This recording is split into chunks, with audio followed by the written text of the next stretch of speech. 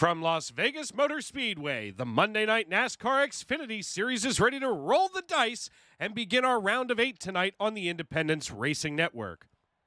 Good evening, everyone, and welcome to Sin City, where tonight the playoffs heat up even more as Mike Wright, Eugenio Alonso, Bennett Allen, Jeff Carson, R.P. Allen, John Bawalda, Chris Claude, and Brandon Minto dive into this next playoff round here in the hot sun of Nevada. I'm Dave Regal here in the broadcast booth, and I'll be with you every step of the way, from the green flag to the checkered flag on the Independence Racing Network. And folks, glad to have you in with us tonight on YouTube and Facebook. Make sure that you subscribe and turn on those bell notifications for the Independence Racing Network as qualifying is underway tonight. As I just mentioned, we do have the round of 8 underway. We're going to check those points out right now. We can see just how everybody stacks up as Mike Wright here in the playoffs. He has been dominant all season long. Mike's up here with 3,098 points, which is kind of appropriate for driving the number 98 Ford for Ferta Motorsports. Bennett Allen running in second. Brandon Minto and Eugenio Alonso in third and fourth. R.P. Allen in fifth, John Bawalda and Chris Claude in sixth and seventh, and Jeff Carson rounding out that round of 8 here. And, you know, I'll tell you what, one of the things that we can check out most importantly right now as we bring up the playoff picture right here in the middle of your screen, folks, this tree has already cut some heads here. Of course, Zach Vaughn and Bob Nestor have already bowed out as Bob has decided to step down himself and make some room here. Aaron Mack, of course, was able to, get eliminated last week at the Charlotte Roval. So 4 heads cut last week, and here we are down to 8. I mean, it doesn't get any better than this, especially as we're talking about, this playoff push. While we take a look at the drivers on the track right now tonight, Mike Wright, as just mentioned, has gone fastest time now in the number 98 Ford Mustang. We check him out. He was not the Kansas runner-up, but the Greensboro, North Carolina native finishing his top time lap. Zach Osborne just finishing his now in the 16 car, and he goes P3. Anthony Paggio from 1110 Mods goes 10th. And all of a sudden, hopping way up here on the timing line is Eugenio Alonso from Buenos Aires.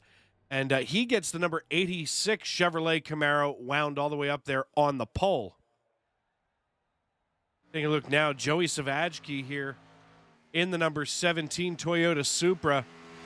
He's all wound up. Boom, it says on that right rear quarter panel and that left rear quarter panel as he comes across the start-finish line on his second lap. We'll see how he does. Just as we're going to see him move through, he's not really holding too tight to that white line. Usually your first lap is where you're going to see somebody holding onto that midline.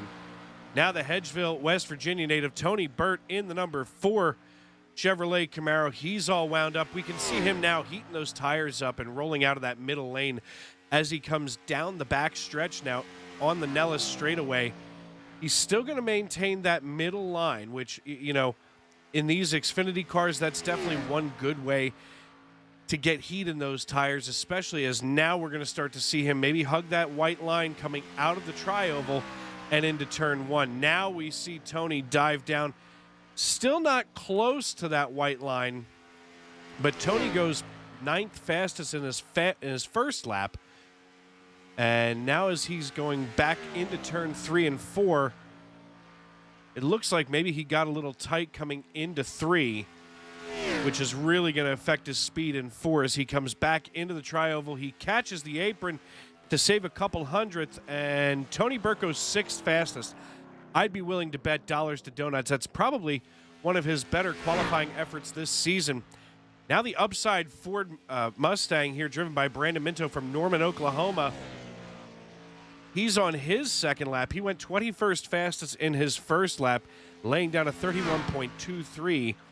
He's got a long way to go to get to that 29.66 as he takes the apron and goes 12th fastest, and that's 12th for the number 12. Now Andrew T. Jones who is quite a hero at the Charlotte Roval. We're going to take a look here at some of our results from last week.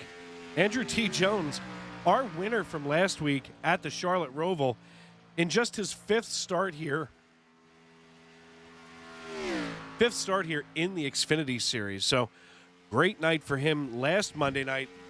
And as he's out here on his first lap, we can see that he's just getting some heat into these tires. That Chevrolet Camaro, sponsored by Mossy Oak, coming out of turn 4. Now he's going to start to swing this bad boy out here to the wall, as that first lap netted him 19th position. We do see him taking those bumps in 1 and 2 pretty gingerly. We see that from a lot of drivers, as those bumps, they can be pretty vicious, especially in these Xfinity Series cars. He now gets down closer to that white line with all the speed and momentum that he had coming down the Nellis straightaway, out of turn 4 into the tri-oval.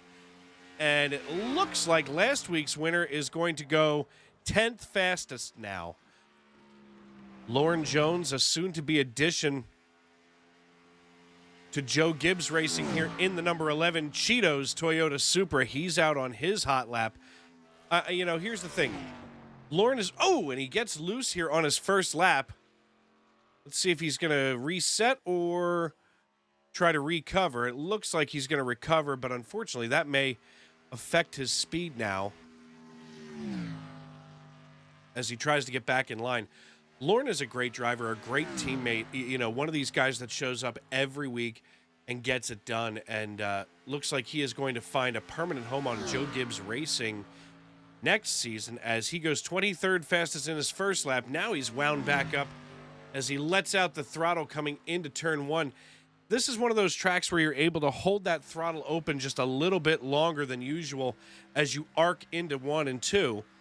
Then coming into 3 and 4, you can almost hold it wide open, especially in the next-gen cars. But here in the Xfinity cars, you can really get this bad boy moving coming out of turn 3 and 4. We see Lauren taking the short way through the tri-oval against the white line, and Lauren goes nowhere on the leaderboard as he is going to stay at 23rd. Alexander Gangler, John Crow Sr., and John Bawalda III, the only 3 drivers not to qualify yet tonight.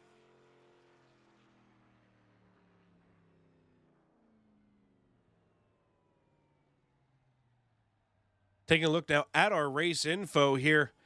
65 degrees here in the desert. That's a comfortable night, as, of course, we are not at Kansas. It looks like SDK has decided to mess around with me here. Stand by.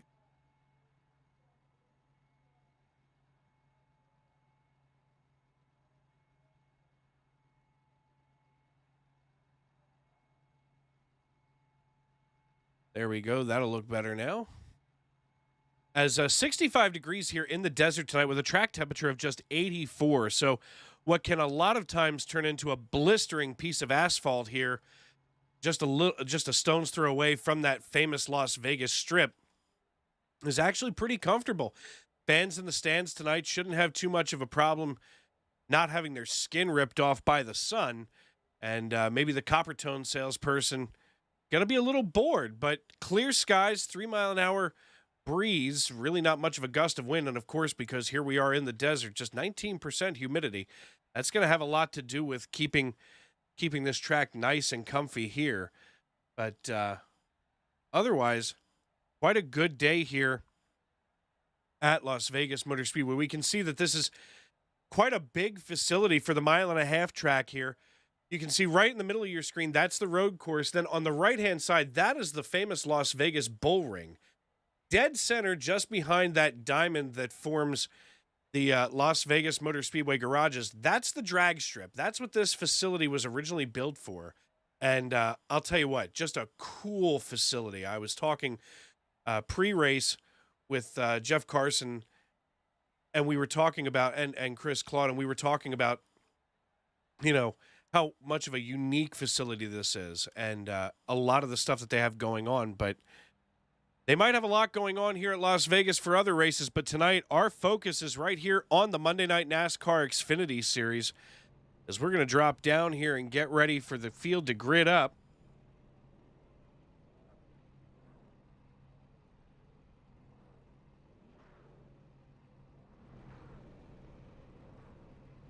as now we see Mike Wright getting ready to go side by side with Eugenio Alonso. Waiting for Eugenio Alonso to get in his car, and while he does that, he will pull up those qualifying results. You can see 26 cars scheduled to take the green flag tonight, as Eugenio Alonso and Mike Wright going to be side by side. Finn Robinson and Zach Osborne going to be on row 2. Row number 3 going to be made up of Zachary Vaughn and Tony Burt. Row 4 going to be Bennett Allen and Matthew Gaskins. Ricky Carmichael, the motocross and supercross GOAT, going to be starting in 9th position on the inside of row number 5 with Andrew T. Jones on the outside. Joey Savachki in the number 17 car going to be starting on the inside of row number 6 with Ian Humphreys on his outside. Row number 7 made up of Brandon Minto and R.P. Allen in the playoffs. Both those drivers, Anthony Paggio and Matthew Helm, going to be starting in row number 8.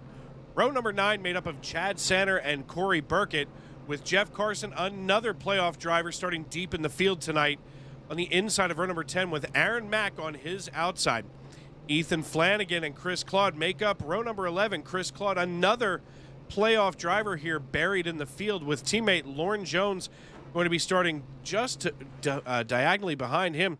And John Crowe Sr. in the number 95, starting 24th. John Bawalda on the inside of row number 13, starting shotgun on the field if he should so desire. Going to be Mr. Alexander Gangler, of course, of Sunday Night NASCAR Cup Series fame, as he is race control generally for the Cup Series. But right now it's going to be all about Mike Wright and Eugenio Alonso, 2 playoff drivers here atop the pile as we get underway.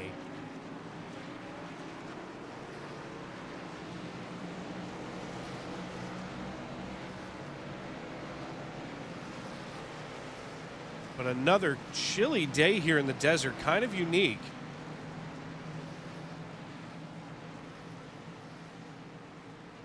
Taking a look here at Eugenio Alonso and Mike Wright. As the iRacing.com pace car lights are out, that means that we'll be getting ready to go green flag racing here in just a moment. As all of a sudden it seems like things want to slow down here on the old PC. Something we definitely don't need tonight, is the last thing that needs to be slow is this computer, that's for sure. We see these drivers all ready to rock and roll. The iRacing.com pace car getting ready to dive down pit road as the man in the stand has the green flag in his hand. He's getting ready to unfurl it.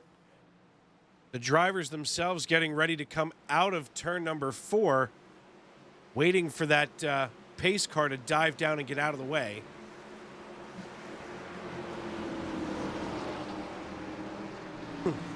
And just as he does, ladies and gentlemen, grab some popcorn, call your friends, settle in, because we are green flag racing here in Sin City.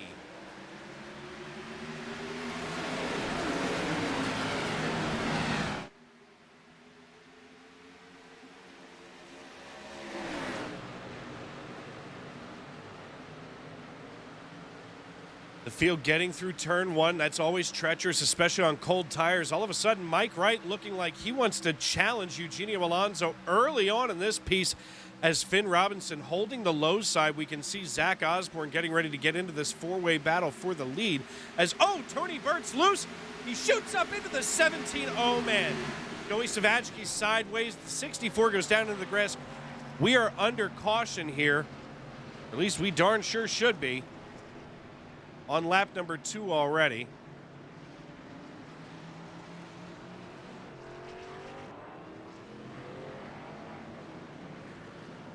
My goodness. Tony Burt getting a little loose coming through the tri-oval.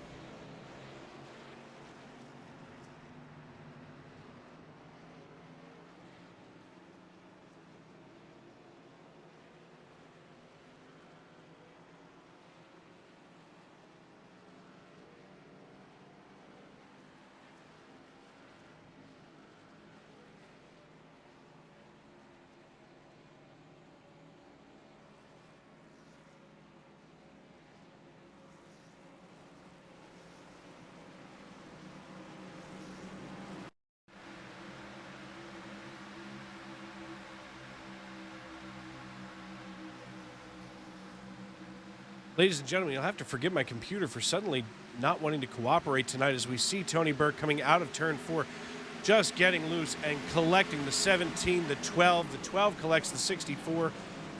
And poor Tony. I'll tell you what, that's a tough night for him, especially with, playoff implications on the line for so many. And we're going to take a look here and see if we can find what might have happened from the Savajki area here.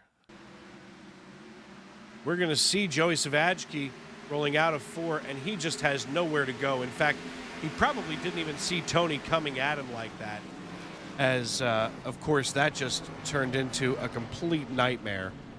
Let's see if we can go here to the blimp cam and see if we can get it here from Brandon Minto.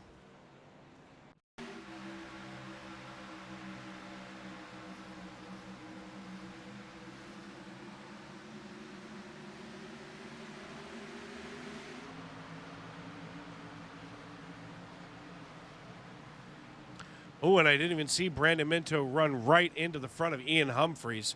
Oh, and Chad Sanner gets in on that as well in the 59.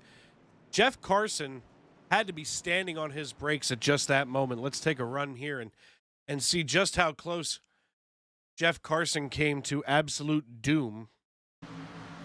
He's in that number 9 Reynolds Wrap Toyota Supra. And we can see Jeff just stand on the brakes and get down as low as possible. He doesn't he doesn't slide the tires, but he does manage to keep it moving forward. So lucky for Jeff. What a night though for Tony Burt, who's already driving what looks to be a modified machine here. Eugenio Alonso atop the pile with Mike Wright on his outside. Finn Robinson in 3rd. Zach Osborne in 4th, Zachary Vaughn in 5th, Bennett Allen in 6th, Ricky Carmichael in 7th, R.P. Allen in 8th, Joey Savajki recovering and getting himself up into 9th with Andrew T. Jones in 10th. So a lot going on here as we were all ready to get rolling here when all kinds of mess had ensued.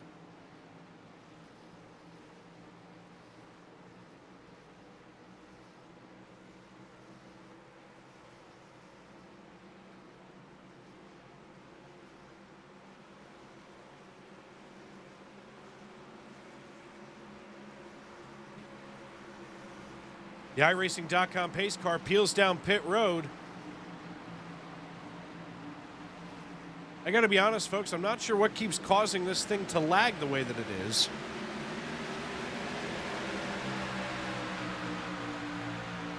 And while I get that sorted out, we will watch lap 5 begin here.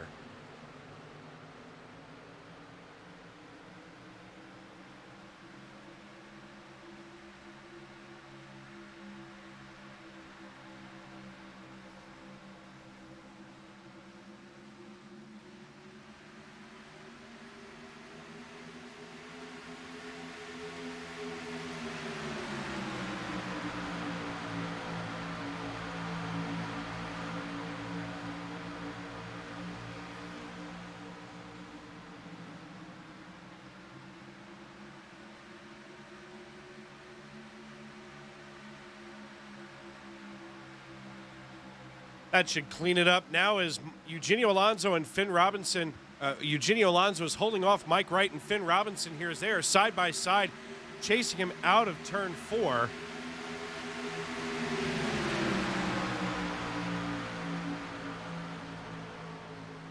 And now we see Bennett Allen and R.P. Allen getting ready to go at it. They have Zachary Vaughn in contention, as Zachary Vaughn on that right rear quarter panel of the 03 of R.P. Allen. That's a dangerous place to be, as the Allen brothers are side by side in front of Zachary Vaughn now coming out of turn 4. They roll it free. Oh, Zachary Vaughn getting loose coming out of 4. That allows Ricky Carmichael now to try to get on his low side, bringing Joey Savajki along for the ride, as it looks like the 91 just got loose there and is now trying to get himself straightened back up. The 64 blinking a little bit as he was having some connection issues. Now everything getting sorted out as we are still in a 4-way battle for the lead right now atop this pile. None of these drivers willing to give up any space tonight as we're on lap 8 of 201 tonight at Las Vegas Motor Speedway. You're watching the Monday Night NASCAR Xfinity Series live here on Facebook and YouTube. Glad to have everyone with us tonight as we are finally underway and having a blast with it. As still side-by-side, Finn Robinson and Eugenio Alonso. Finn Robinson, not a playoff driver, but obviously still wants to try to get as close to the podium as he can, as he is now side-by-side with another playoff driver in RP Allen. As RP in the Yahoo Toyota Supra riding the high side. I got to be honest, after last night's Cup race, I am a believer in that high side, especially when we have, long green flag runs, as we're now on lap 10 of 201. And speaking of green flag runs, let's take a look here at our details. We are currently working our way toward lap number 45 for the end of stage number 1. Stage 2 will end at the conclusion of lap number 90, and then we'll have those 111 laps to the end.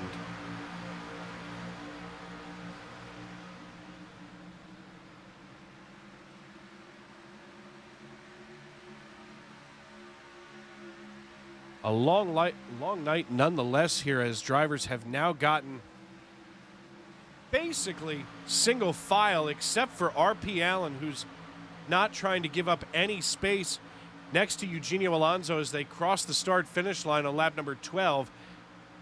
All the while, that's allowing Mike Wright to do what Mike Wright does, and that's build himself a lead. We can see the 98 here now up 0.4 of a second and more over top of RP and Eugenio. And, of course, those two drivers now deciding to cool their jets for a little bit. Ricky Carmichael in a pretty sweet spot, so as it is. He's about 9/10 behind Bennett Allen and about 3/10 ahead of Zach Osborne. Looks like he's playing it pretty conservative here early on in the race, as once again the 16 of Zach Osborne blinking. He's bringing along Zachary Vaughn in the 91. So things starting to go single file in a lot of these battles that we've had here on the track. But right now, Joey Savajki in the 17, leading Matthew Helm in the number 25 Toyota Supra, as these Toyotas are going to be going at it right now, 1/10 of a second separating the two of them. As we get our gap times up here, quite a night so far here at Las Vegas Motor Speedway. You're watching Monday Night NASCAR Xfinity Series action here on the Independence Racing Network. I'm Dave Regal, and this is the best racing that you're going to see all night long on the iRacing.com servers. These drivers, week in and week out, this is an open setup league. So, they're basically mad scientists and engineers. And they work on these cars and on these setups for a week, sometimes 2 weeks in advance. I mean, Aaron Mack on the inside of Ethan Flanagan here. Aaron Mack, usually a very strong driver, as he was in the playoffs until elimination week last week. Ethan Flanagan, new to the Xfinity Series, but still holding his own here, running in 14th position right now. Biggest mover of the night right now, however, is RP Allen. RP Allen driving the 03 Toyota Supra, up 12 positions from where he had qualified back in 14th. So a lot of these drivers who started out deep in the field now making progress. Jeff Carson up 3 spots from where he had begun running in 16th right now from Cross Junction, Virginia. Then we take a look at Chris Claude, who's also up 2 positions from Fairview, Tennessee. Chris, of course, the second to last car on the lead lap, as he is just ahead of Matt Gaskins from Parts Unknown. Obviously a big fan of the Race Lab apps, as the rear end of the 79 pretty crunched in right now as he is chasing down Chris Claude. And they work their way past Brandon Minto, who was damaged in that lap 2 wreck. As we've got 17 laps in, the Greensboro, North Carolina native Mike Wright leading this piece by 0.57 seconds, now 6/10, as he rolls out of turn 4, headed for lap number 18. These drivers are not being put to bed early tonight, as it were. John Bawalda, who had started in 25th this evening, shotgun on the field, up 7 spots. I'll tell you what, that entire team over there at Jack Dow Motorsports, they've got their act together, for lack of a better term. These guys, a lot of them are sitting in, quarter scale and, real NASCAR cars. And, as far as using them as a sim rig. And not only do they have the cool hardware, but they've also got great setups. These guys are working their tails off. And as a team, they're a great bunch of dudes to hang out with. John Bawalda and Commissioner Bob Nestor and I hung out together at Dover Motor Speedway earlier this season. A great guy is John Bawalda, and also a veteran of the United States military, so we thank him for his service as always. And you got to keep your eye on Jack Dow Motorsports, as they've got a lot of cool stuff in the works. So keep your eyes peeled on Facebook for Jack Dow Motorsports. You can follow them on there and see all the cool stuff that John Bawalda and his team are doing. But right now, that battle heating up between Finn Robinson and R.P. Allen as they are chasing down Eugenio Alonso as if he owes them lunch money. And Eugenio holding his own as the 26 kisses that white line, maybe a little too close to the apron, loosens himself up, and that forces him to put some distance between himself and R.P. Allen, as now he's going to be working to try to draft back up there to R.P. Zach Osborne still having some kind of connection issues as he just blinked out yet again. Andrew T. Jones, last week's Charlotte Roval winner, running in P8 right now. Not bad here as he's snuck himself into the top 10. Speaking of the top 10, Ricky Carmichael from Tallahassee, Florida, in the 04 Monster Chevrolet Camaro. He's out here with that machine all kinds of cranked up. And I'll tell you what, Ricky has taken the time to come and hang out with us. And, a lot of us are amateurs, including myself. And, having him out here on track is a lot of fun.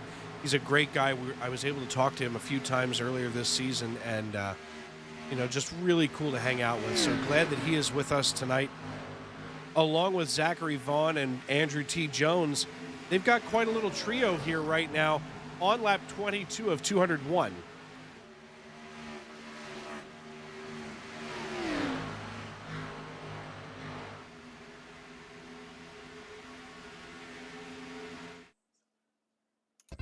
In 2007, Ray Regal had a vision of serving his fellow firefighters' breathing air needs better. As a City of Reading firefighter since 1975, he knows the difficulties of finding the best and most affordable service company to care for and manage the most important means of survival firefighters have, breathing air. Northeastern Fire and Air is committed to providing our brothers and sisters with the best service in the industry and at an affordable cost. For more information, call 610-207-6608 for a consultation today, and know that you can breathe easy with Northeastern Fire and Air.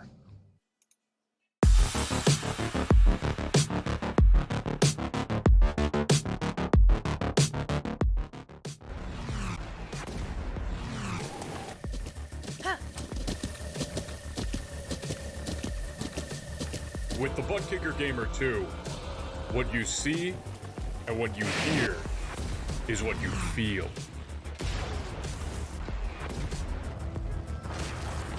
Butt Kicker. The future is feeling.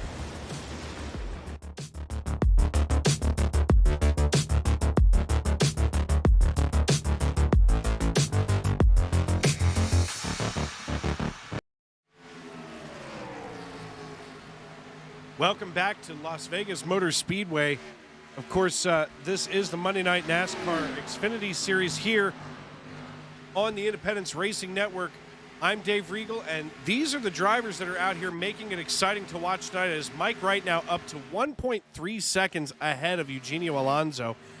Eugenio Alonso trying his best to get caught up, but at 26 laps in, it looks like he either needs a caution to get bunched back up or maybe make an adjustment here to the 86.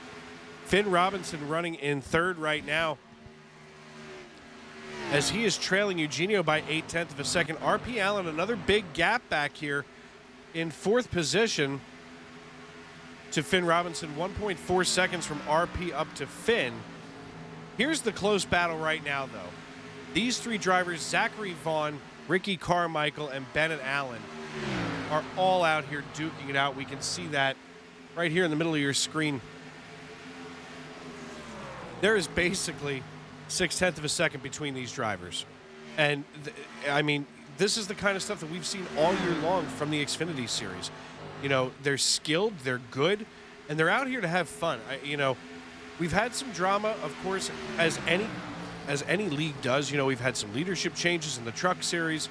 This has been a long season. And here we are finally deep into the playoffs in round 2 as we begin round 2 of the playoffs for that round of 8. And a lot of those things from early on in the season, they've carried over. Some of the tempers, some of the thoughts and the feelings of these drivers for one another and against one another, have really come out to shine here. As even last night in the Bennett Allen getting a little loose down there on the apron, as RP Allen seems to be dropping like a stone as he is now back here in 7th position. A minute ago challenging for the lead and is now back here in 7th.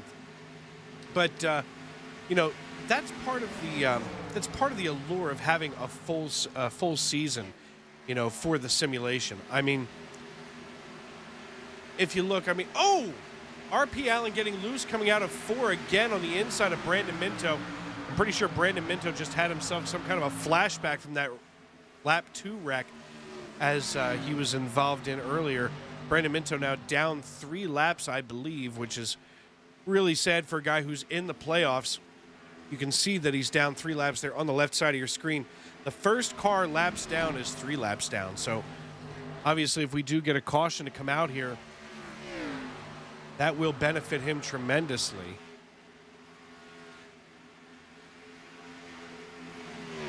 But anyway, like I was saying, the Monday Night NASCAR Xfinity Series is a 100% length league.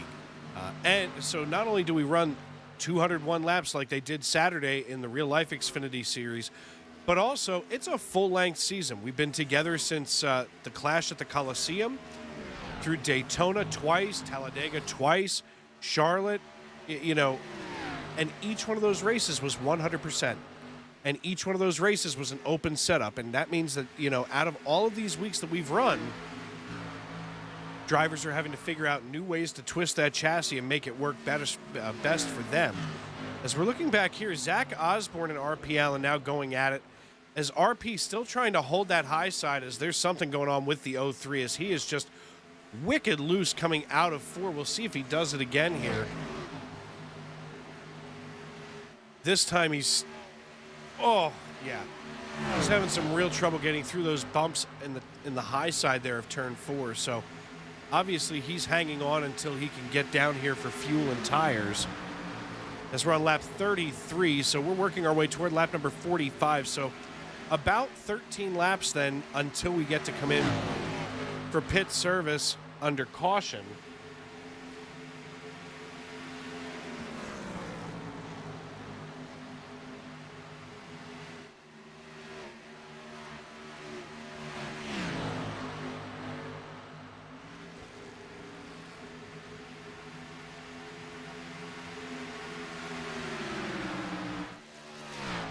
Mike right now out to 1.22 seconds over top of Eugenio Alonso. Alonso with a 2-second gap way back to Finn Robinson. I got to be honest, folks, this is something we don't see every day when they get that strung out, as the 95 of John Crow Sr. just blew on past Andrew T. Jones in the 64. Of course, Andrew Jones last week, not the baseball player, but obviously the sim racer, here in the 64, chasing down John Crow Sr. He was our hero last week at Charlotte Roval, and last week was quite a finish overall. As I do want to take a look here at those final results from the Roval. It actually turned out to be Andrew Jones, Bennett Allen, and then Anthony Paggio, as basically at the very end of that race, things got a little sideways for Nolan Hodgson, and he was contending all evening long, but Andrew T. Jones showing us how to get it done at the Roval. And I know that there's a lot of drivers and a broadcaster or two that are very happy that road course season is over. As I got to be honest, as a driver, it gets a little nerve-wracking for me, as I'm already not a great driver, and next thing you know, I'm being asked to turn right instead of only left. As a broadcaster, sometimes the races get so spread out and so single file, so on and so forth, that it becomes a real pain in the tuchus to broadcast because it gets quiet. I see Tornado Man deciding that I need a friend here in the broadcast booth. Much appreciated.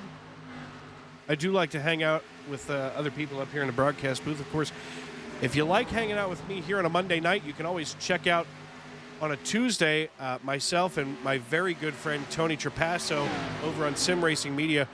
We work together calling the Rick Motec Extreme Scoring.info Cup Series over on Sim Racing Media. You can check us out tomorrow night. We go live at 8:40 p.m. Eastern Time.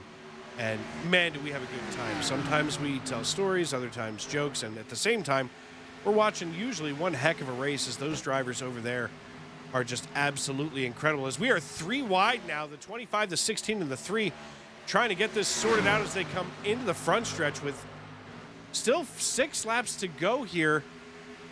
This is quite a battle if you think about it, folks. As RP Allen still just desperately trying to hang on to that 7th position, as it looks like he's given it all she's got, Captain, as he is now on the high side of Matthew Helm, as Helm is bringing along the 16 of Zach Osborne. Glad to have all of you in with us tonight here on the Independence Racing Network. We're live from our Conshohocken, Pennsylvania studios. And I'll tell you what, this side-by-side action here from Matthew Helm and RP Allen, a spectacle to behold, as it looks like RP Allen has now gotten so tight that he's just riding the wall, hanging on for dear life. As we are now at 6 to go in this first stage. And this first stage has been pretty uneventful with the exception of that lap 1 wreck caused by Tony Burt and, unfortunately took out some really big contenders in tonight's race. As, whoa! Looks like RP just decided that he's had enough. Never mind. I guess he just decided he wanted to come down and get checked. Let's see exactly what happened to RP as we do have a minute here.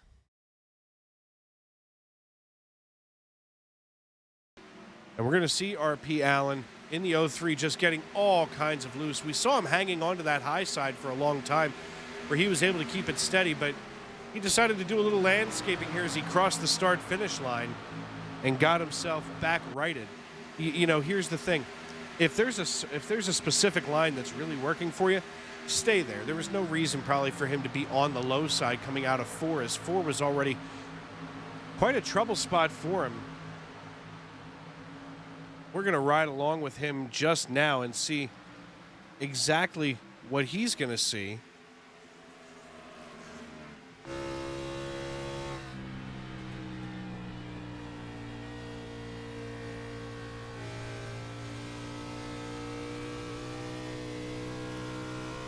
You can see RP has his hands full right now. Basically, it looks like he's got to turn right to keep it going left as he is now riding the high side. My goodness. Ladies and gentlemen, that's the very definition. When you hear, analysts and announcers and drivers talk about a loose race car, RP has a loose race car. We can see him diving into turn 1. This is more so dangerous for Ricky Carmichael, who's on the high side, as RP is able to secure that spot. But my goodness, that's got to be nerve-wracking for Ricky Carmichael, who's running way back here in 12th position, so maybe he beat those tires up just a little bit more.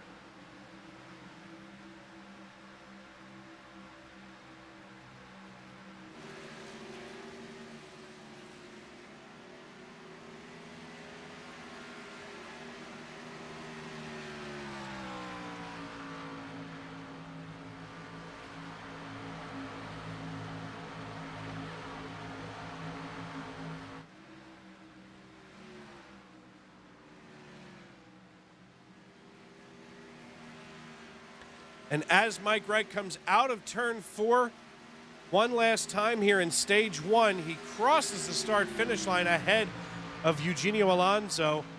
Here to conclude stage number 1, Zachary Vaughn going to come 3rd across the line, Finn Robinson in 4th, Matthew Helm in 5th, Aaron Mack in 6th, Bennett Allen just barely edging out Zach Osborne, Joey Savachki And R.P. Allen comes across in 10th as we are under caution here at the conclusion of stage number 1.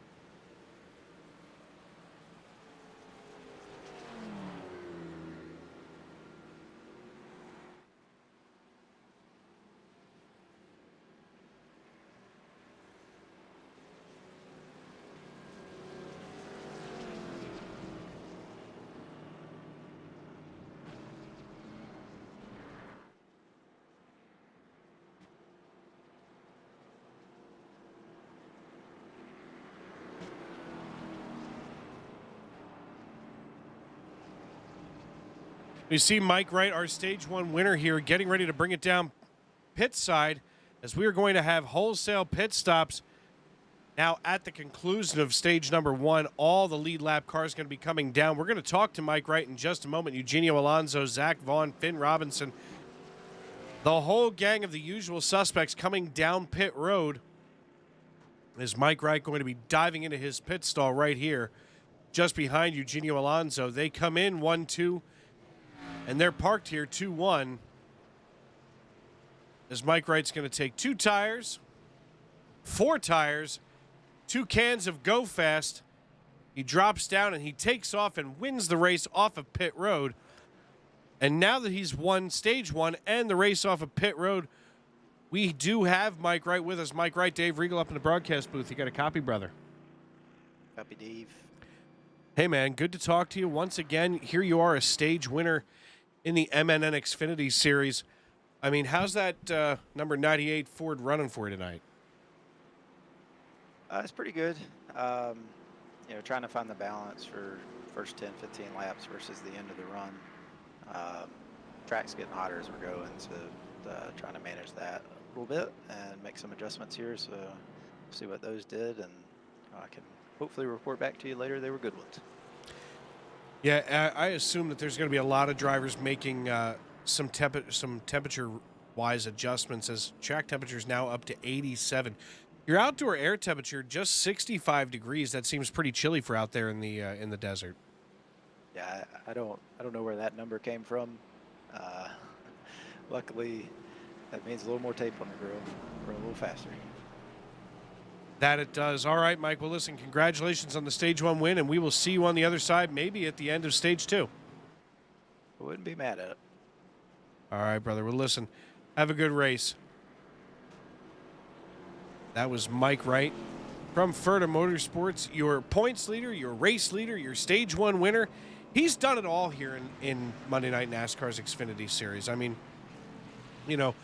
we see week after week a lot of these drivers up near the top, and he has been consistently up here near the top and has been the top all season long.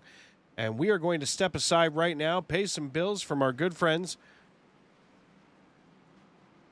There we go. Sorry about that. Over at Napa Auto Parts.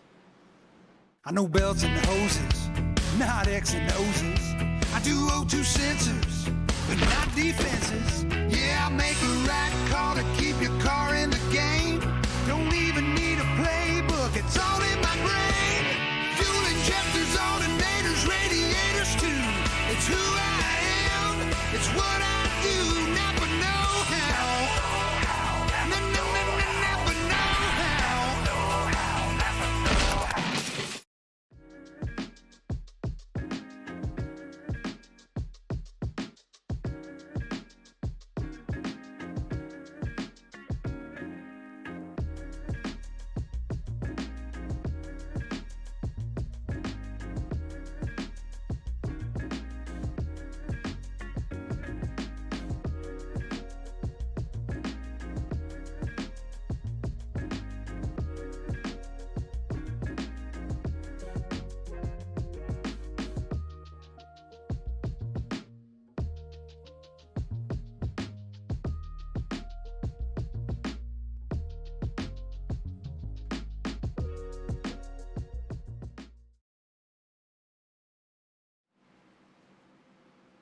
Here we are back at Las Vegas Motor Speedway. Second caution of the night. This time we're just here for the end of stage number 1 as Mike Wright dominated that first stage with quite a large lead over Eugenio Alonso and the rest of the pack.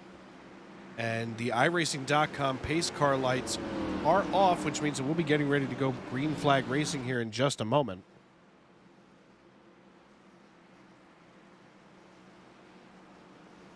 The iRacing.com pace car gets ready to dive on down pit road as we can see the flag man here with his arm out. Pace car dives down pit road. Mike Wright brings the field into the Geico restart zone. He hits the loud pedal and we're back underway for stage number 2.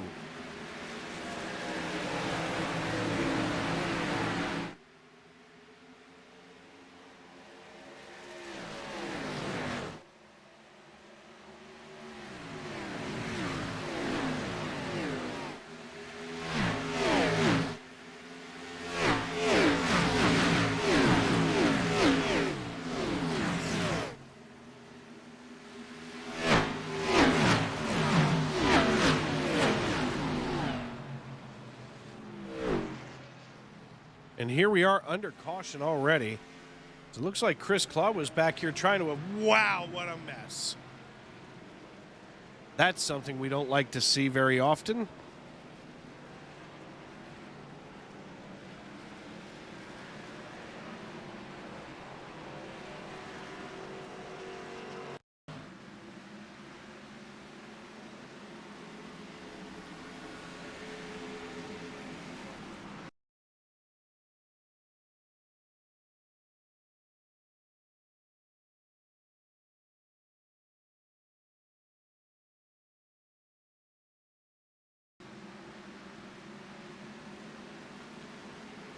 All kinds of mess here. Looks like it started up here with R.P. Allen. Let's see exactly what happened as R.P. Allen came into turn 3. He gets a run on the 25 as the 25 gets loose, turns into R.P. Allen's nose, and the psychosis ensues here as there are cars just everywhere. In fact, let's go up here to the blimp view as it looked almost like my 4-year-old just took his Hot Wheels cars and banged them into one another. As we're going to see, there's the 25 turning, and it basically leaves no room here for the 32 of Ian Humphreys. And it just gets worse from there as we watch the 25 of Matthew Helm. Every time he spins, he collects another car. Meanwhile, the worst of what happens for some drivers that were trying to avoid the problem, obviously we're going to see Ricky Carmichael lock him up here because he sees the mess, and just as he comes down onto the apron, it gets loose and snaps out from underneath him. Definitely not something that he wanted to see and definitely not something that you expect, but unfortunately sometimes that's racing. So second caution for cause tonight as Mike Wright, Zachary Vaughn, Eugenio Alonso, Zach Osborne, and R.P. Allen sit atop the pile.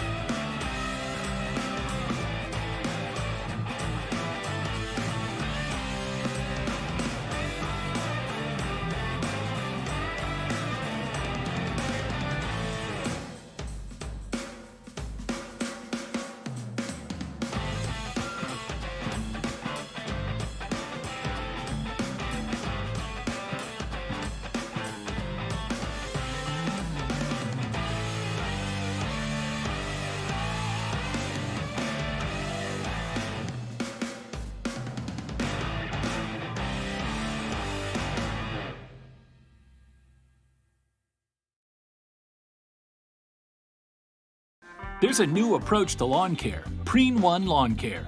Preen One does away with the hassle of multiple bags of different products. It has everything you need for a beautiful lawn in one bag.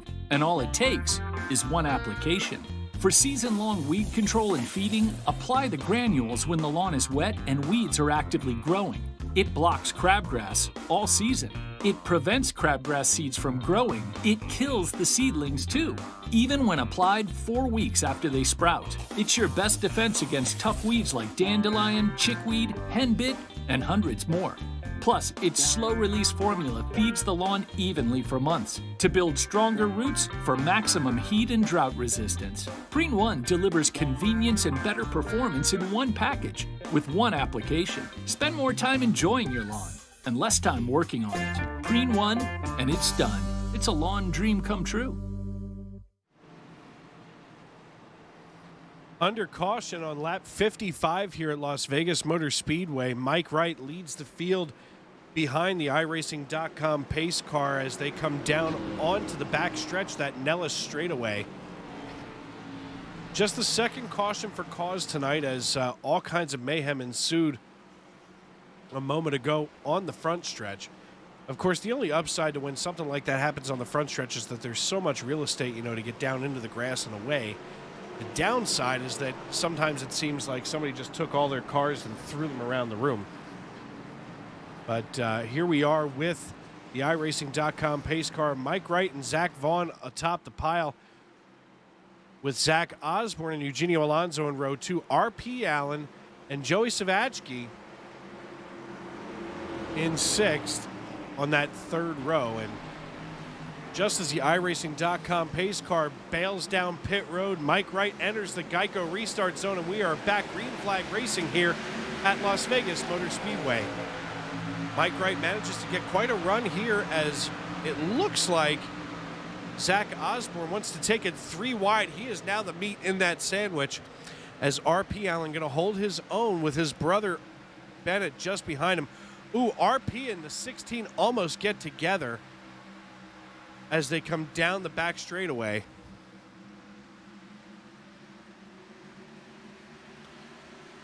Sounds like the 79 going to be coming down pit road to serve a penalty as the Allen brothers are doing battle now with Zach Osborne.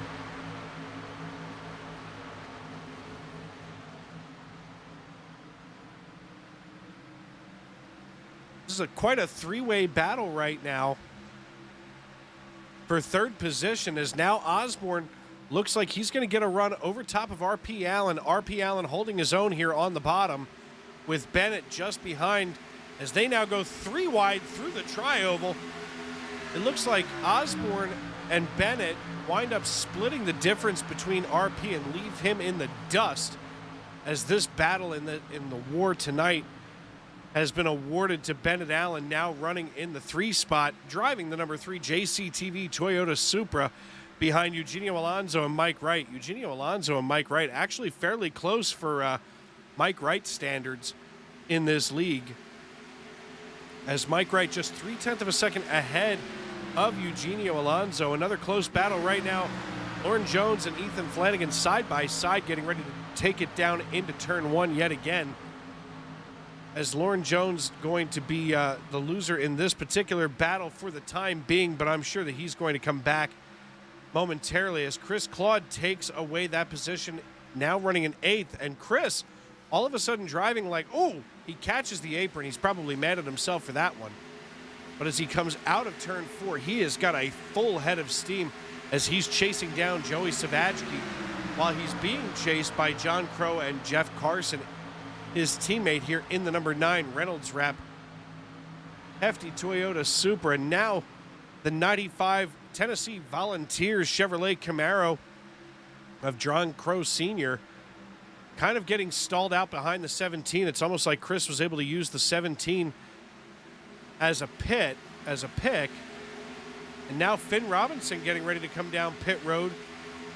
Not sure why, but it looks like he's got some damage there in the left front, so maybe something from those earlier incidents coming back to haunt him. As Jeff Carson side by side with Joey Savachki, he gets around Joey. Meanwhile, down there on the low side of the track is John Bawalda driving what looks to be a street modified. that's not going to be good for his playoff hopes here tonight. So he may already have to be thinking about next week as we roll into Homestead, Miami. 62 laps complete here at Las Vegas Motor Speedway. We were talking a little bit earlier about the multiple uses of this racetrack, and what a fantastic facility this is. I mean, you know, they have the bull ring, the road course, the drag strip, plus the big oval where we are tonight.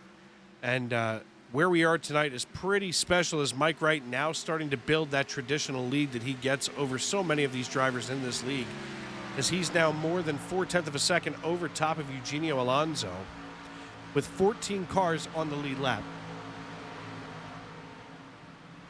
One of those earlier damaged vehicles is being driven by Tallahassee, Florida's very own Ricky Carmichael, as it looks like he's basically missing the nose of his machine here on that Monster Energy Chevrolet Camaro. So obviously a frustrating night for Ricky, as he definitely didn't intend to get involved in what he did earlier, but you know, racing is racing, and unfortunately that's the kind of thing that can happen.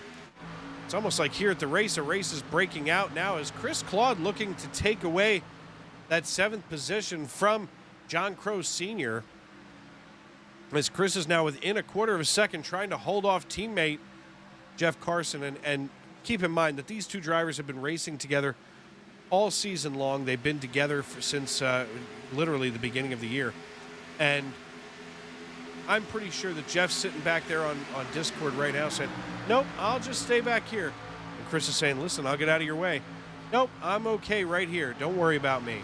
And Chris won't. And even as Chris drifts down a little bit here coming out of turn 2, Carson gets the run, and Chris is able to cede that spot away and make your announcer here look like he doesn't know what he's talking about. Meanwhile, Zach Osborne leading RP Allen by just 0.15 of a second, as RP Allen trying to go any which way he can to get some kind of momentum. As, oh my,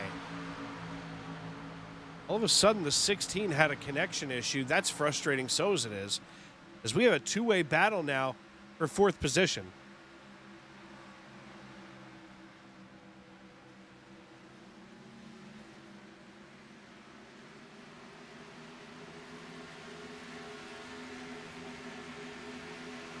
Side by side, they come through the tri-oval, as it looks like this time it's going to go to RP Allen, but he and Zach Osborne have the hammer and tongs out early here on lap number 67 of 201. We're working our way toward lap number 90.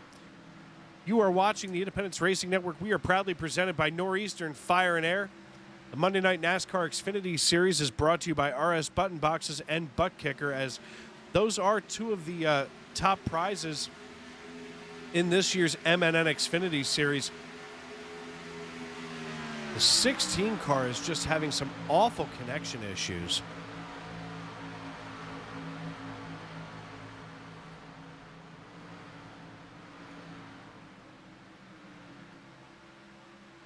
That can be absolutely frustrating as a driver such as RP Allen, as RP is, you know, judging his entry into turn 3 off of wherever the 16 is right now. And meanwhile, Osborne trying to hold his position without screwing anybody else up, because you got to remember, when he reappears, if that scares somebody, someone's going to flinch and we're going to have another caution. But right now, everything's seeming to calm down for the time being. Meanwhile, Osborne about to be introduced to the 79 car. That's Matt Gaskins, as Gaskins getting ready to pass him. So obviously the 16 has more problems than just connection issues.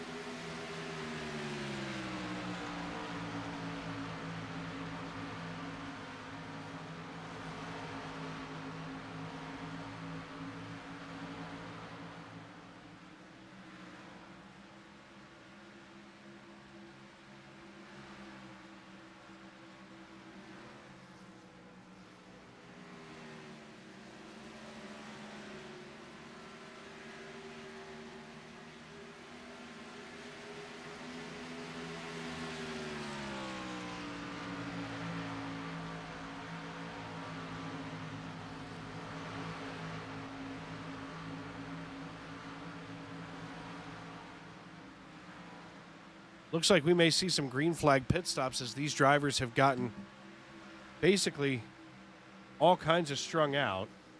Of course, now we have to clean out some of the trash here in our YouTube live chat. Everybody hates a bot in their chat, and here's another one as we clear them away.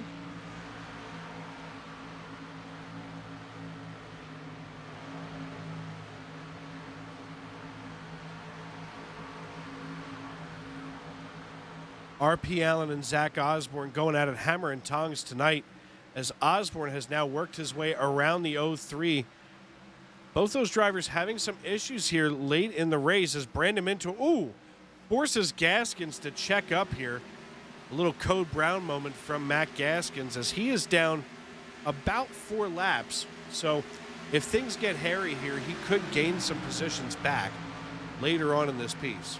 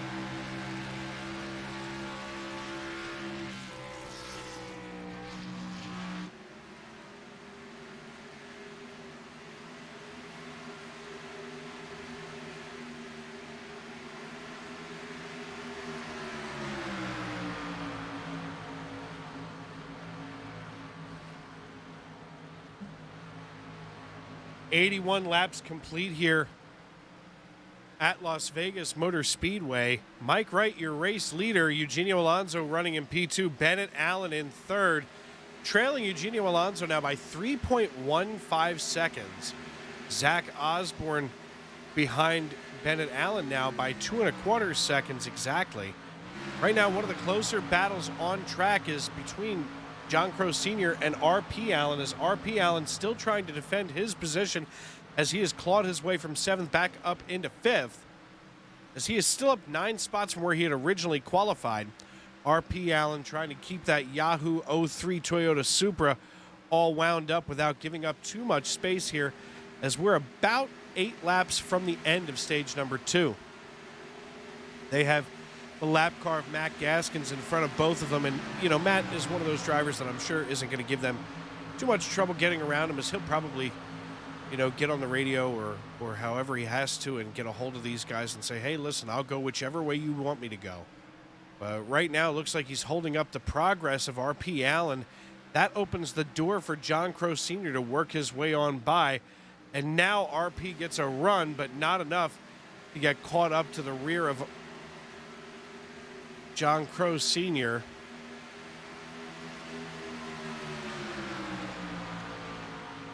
And we see John Crow just leading by literally 0.2 of a second right now in that Tennessee Volunteers number 95 Chevrolet Camaro.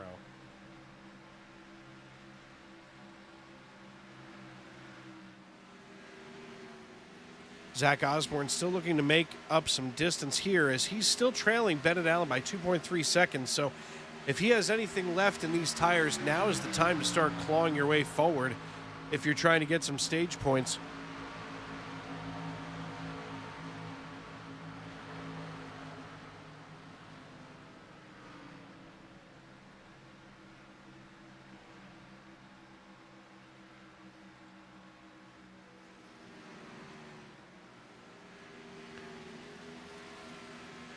Mike Wright, Eugenio Alonso, Bennett Allen, Zach Osborne, John Crow, R.P. Allen, Ethan Flanagan, Andrew Jones, Jeff Carson, and Chris Claude round out your top 10. Those will be the drivers awarded bonus points tonight. And, of course, here at the rear of the top 10, Chris Claude and Jeff Carson, they both hanging on by a thread to playoff positions here in this round of 8. So every bonus point counts that you can get here in the later part of the season. Of course, the easiest way to punch your ticket there to the round of the championship 4 would be to get a win. And, of course, I know that's what Jeff Carson's thinking tonight. So glad that he wasn't too badly hurt earlier on in the race when all the mayhem broke out. But everybody nice and spread out right now. About a half second separate Carson and Claude, and that's about the closest we're going to see on track right now, as also Ethan Flanagan chasing down Matt Gaskins, the lapped car, as he is just barely leading Andrew T. Jones as Gaskins gets out of the 46's way, and now Ethan able to run away in front of Gaskins.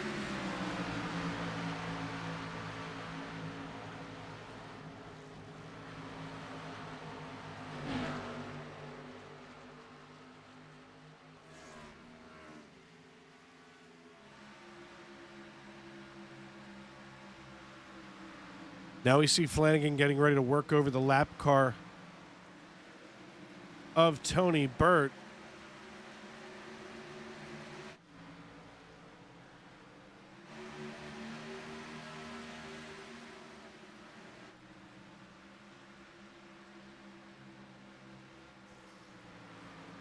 As here we are in lap number 89, we're going to the conclusion of lap number 90 here in stage 2. I'm Dave Regal. This is the Independence Racing Network. You're watching us live on Facebook and YouTube tonight, as it looks like Mike Wright and Eugenio Alonso are going to finish stage 2 in 1-2. So obviously the changes that Mike made to that machine have mattered, for lack of a better term, as he is now on that final lap of the second stage. He comes down the backstretch. Looks like some cars very slow there. Not sure what had Andrew T. Jones so slow. As Mike Wright crosses the start-finish line, that will conclude stage number 2. We're going to run it back here and see what happened to Jones.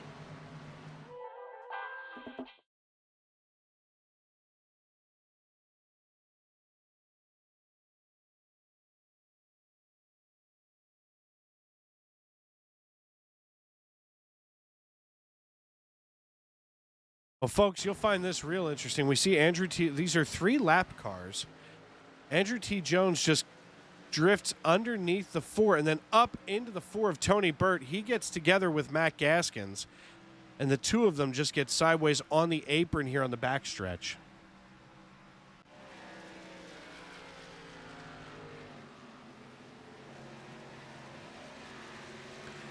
As once again, your stage 2 winner is Mr. Mike Wright in the number 98. We're going to pull him up once again and see if we can get a hold of him.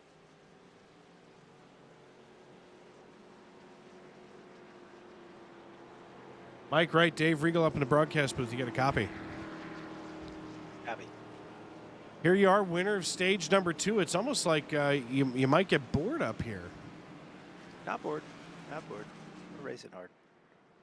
You definitely are. Obviously, those changes that you had made at the end of stage 1 made a difference. Are we thinking about more changes now, or how's that car feeling? You know, that stage is hard because it's a little shorter anyways with the caution, and then we had the extra caution, so the green flag laps were down a little bit, so missing that last 5 or 10 laps may make a difference in learning whether that helped or not. So I think we're going to stay status quo here and then use it for the next pit stop, maybe. Status quo, definitely an interesting choice of words. I mean, so many drivers, especially at the end of stage 2, they've got the data from the first stage, they've got more data from the second stage, and it's almost like if you have a caution here in stage 3, you almost desperately needed to make those final changes, especially as this track temperature not doing much to help. Right now, it looks like it's still 87. I mean, obviously that did have a little bit of a factor in your setup.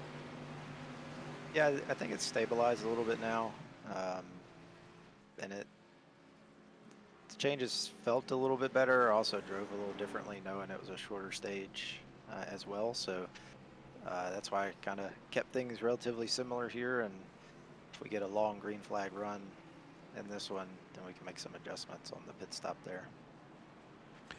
Absolutely. All right, man. Well, listen, congratulations on the stage 2 win, and maybe we'll see you in victory lane. I got a feeling we will.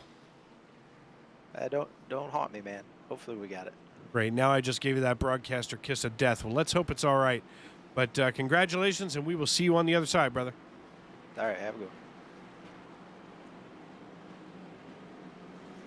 Mike Wright, driver of the number 98 Ford Mustang. Of course, a dominant force all year long in the Monday Night NASCAR Xfinity Series. And, whether he needs to or not, he is out here to win.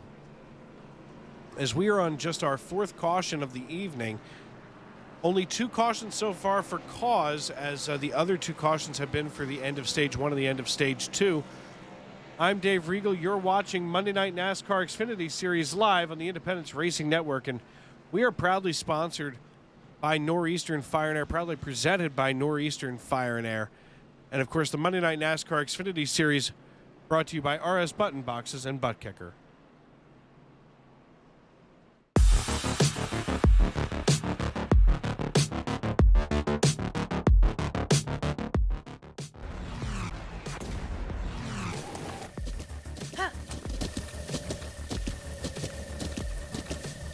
With the Butt Kicker Gamer 2, what you see and what you hear is what you feel.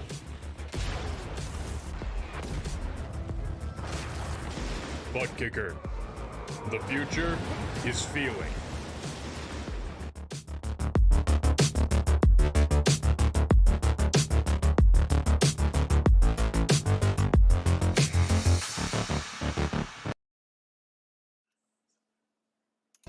In 2007, Ray Regal had a vision of serving his fellow firefighters' breathing air needs better. As a City of Reading firefighter since 1975, he knows the difficulties of finding the best and most affordable service company to care for and manage the most important means of survival firefighters have, breathing air. Northeastern Fire and Air is committed to providing our brothers and sisters with the best service in the industry and at an affordable cost. For more information, call 610-207-6608 for a consultation today, and know that you can breathe easy with Northeastern Fire and Air. Stage 3 about to be underway here at Las Vegas Motor Speedway in the Monday Night NASCAR Xfinity Series live on the Independence Racing Network. I'm Dave Regal, and that is Mike right there in the number 98 Ford Mustang, as he has now won Stage 1 and Stage 2 and basically set the pace for how this race has to be won and how this race has to be run. He is followed by Eugenio Alonso, Bennett Allen, Zach Osborne, Ethan Flanagan, John Crow Sr., Chris Claude, Jeff Carson, R.P. Allen, and Lauren Jones here in your top 10. So a pretty impressive night so far for Mike Wright. Of course, you would say impressive if he was just an average driver, but Mike is one of those drivers that, we're used to seeing up in front of the field.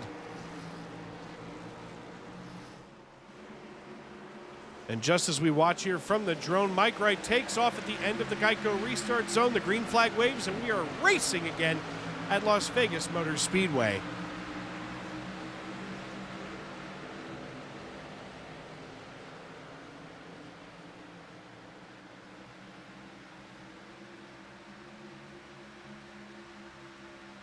Zach Osborne looking to put a move on Eugenio Alonso, who did not get a good restart here, and it looks like Osborne going to look to the outside. Now he's going to peek to the inside as they come out of turn 4. So I guess Osborne basically looking for an open door and a run, as just behind him it looks like we're getting ready to start rubbing door handles as the 95 of John Crow Sr. trying to get away from R.P. Allen and get around Ethan Flanagan, and he does, as Flanagan cedes away 5th position to him, and that'll back Flanagan up into 6th position as he now lets by R.P. Allen, who makes it look just that easy to get around the 46.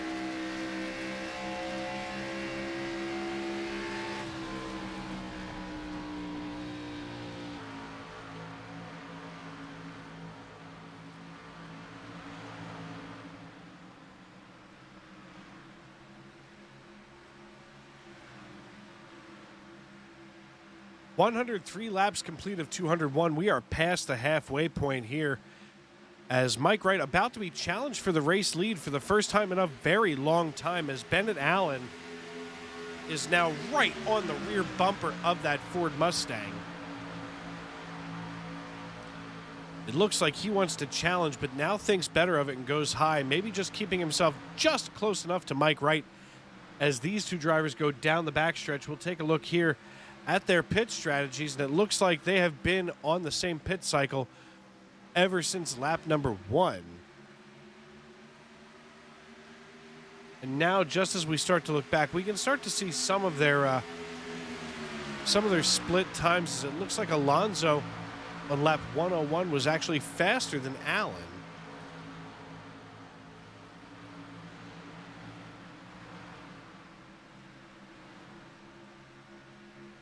And just like that, Bennett Allen has clawed his way up to the lead in the JCTV and Racism Toyota Supra, as he now leads Mike Wright by a quarter of a second. Not sure if Mike Wright maybe made a bad choice in setups or if something else is going on here, as we're on lap number 106 of 201 here at Las Vegas Motor Speedway. Many of these drivers, this is the very beginning of that last stage, so with just about 16 laps in the books from the end of stage number 2, things have definitely changed a lot.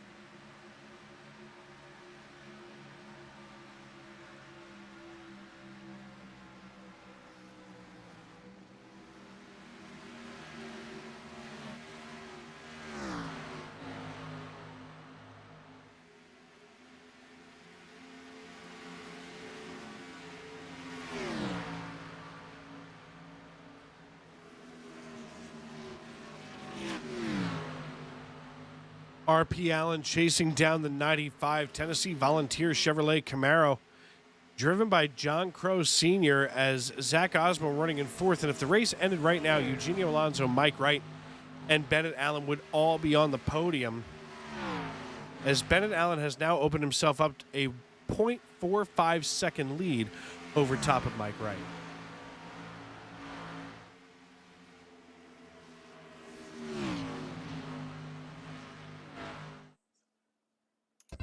In 2007, Ray Regal had a vision of serving his fellow firefighters' breathing air needs better. As a City of Reading firefighter since 1975, he knows the difficulties of finding the best and most affordable service company to care for and manage the most important means of survival firefighters have: breathing air.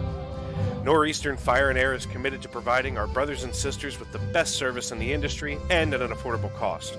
For more information, call 610-207-6608 for a consultation today, and know that you can breathe easy with Northeastern Fire and Air.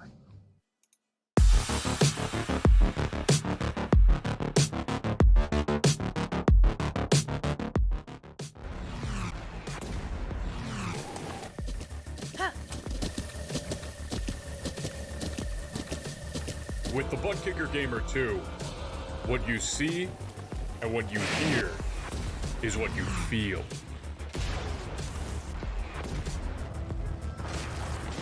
Butt Kicker. The future is feeling.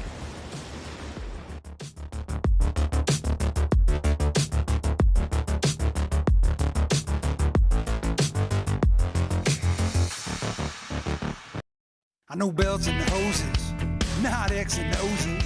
I do O2 sensors, but not defenses. Yeah, I make a right call to keep your car in the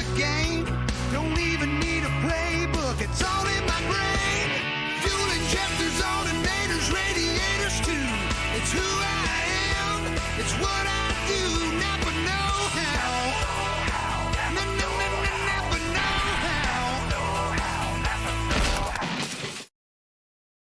There's a new approach to lawn care, Preen One Lawn Care. Preen One does away with the hassle of multiple bags of different products. It has everything you need for a beautiful lawn in one bag. And all it takes is one application. For season-long weed control and feeding, apply the granules when the lawn is wet and weeds are actively growing. It blocks crabgrass all season.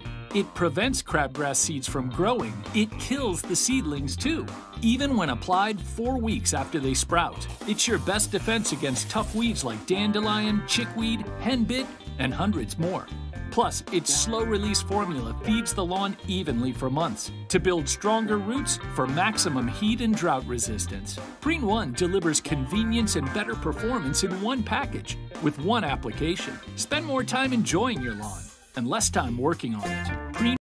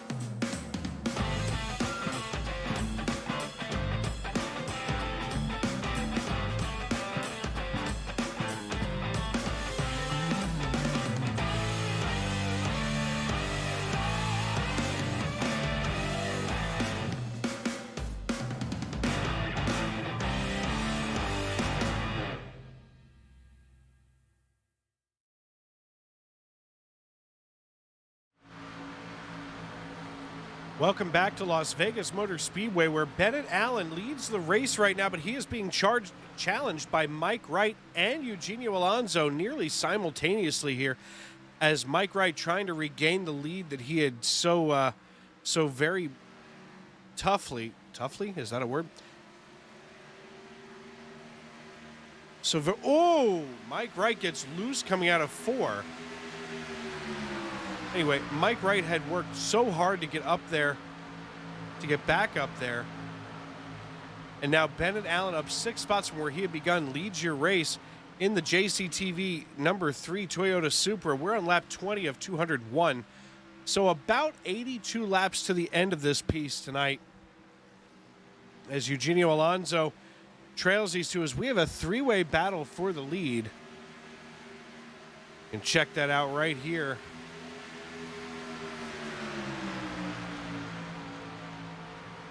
As 600th of a second is separating these couple of drivers here.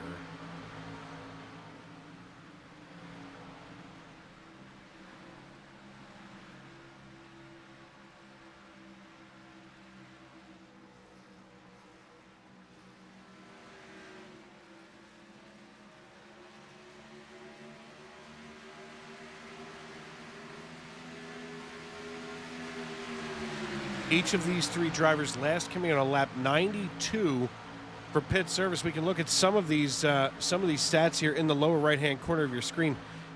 Each of them has already made 2 pit stops, and you know these drivers have all had quite a night. Of course, the one thing that I always look at is that safety rating. Of course, all 3 drivers A licensed drivers here on the iRacing.com servers, but That's the one that I always get nervous about when I start to see Bennett Allen here leading the race with a 2.4 safety rating.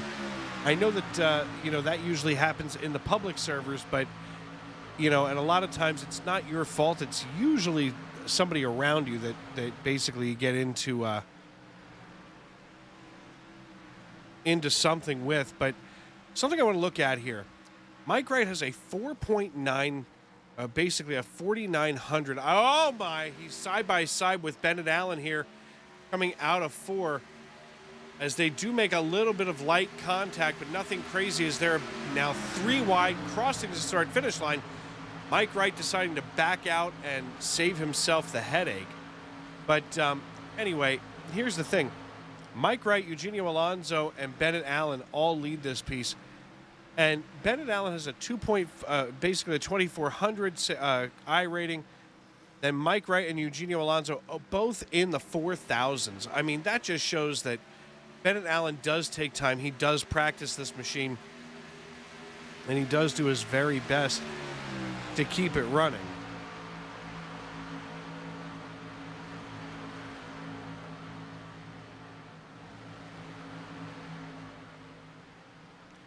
As now Wright and Allen side by side down the Nellis straightaway here. They're looking for trouble at this point, as basically Bennett has not tried to give up anything to Mike Wright. I mean, to some degree I can see that probably will put some kind of a damper on it, let's just say. Here's the thing. Mike Wright has tried to hold this together all season long, and he has been working his tail off for it. And Bennett Allen, sometimes, you get behind that leader and you think, gee, you've led so many laps this season. You've led our point standings, our races, our stages, everything else, and he just wants his. And I don't blame Bennett whatsoever, even as Eugenio Alonso is able to wiggle his way around him. That'll put Eugenio Alonso in second position as we stand right now with just about 4/10 of a second between the two.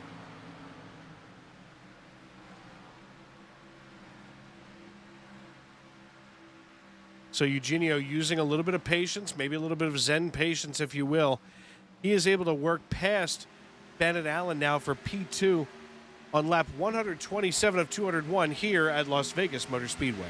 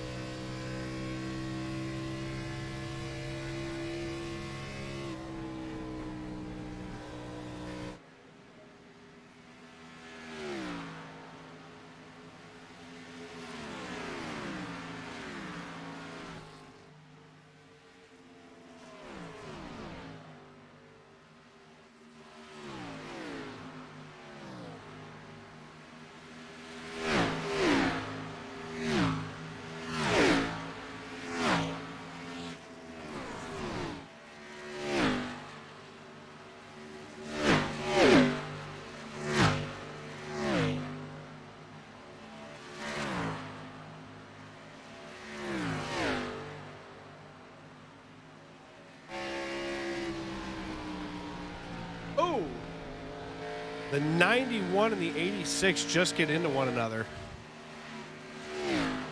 As Eugenio Alonso makes contact with Zachary Vaughn.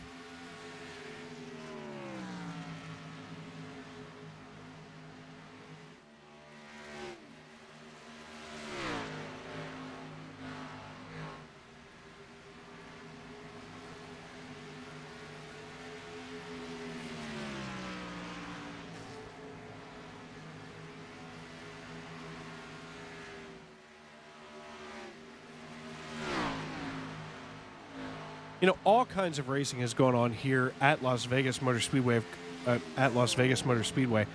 And here in the Tri-Oval, some of the lap times that you see are just incredible when they set these records. Keep in mind that our fastest lap tonight belongs to R.P. Allen, a 30.33 here in the Xfinity car. Oddly enough, he's still 0.3 of a second slower than Justin Allgaier, who back in earlier this season set that lap record at 30.086 in the Xfinity car. Of course, the Indy Racing League, they had a 24.636 lap time back in 1996. And Richie Hearn was the one who set that in his Reynard 95i. So pretty exciting. Then, of course, the Dallara IPS laid down a 28.3227 from Stefan Wilson. Cup Series, of course, held by Happy Harvick. The 28.808 was set in a Ford Fusion back in 2018. Then the Truck Series, it's actually held by two drivers. 30.132 held by both Brett Moffitt and Kyle Busch, 3 years apart, as Kyle Busch set the record in Victoria's Voice Foundation 200 earlier this year.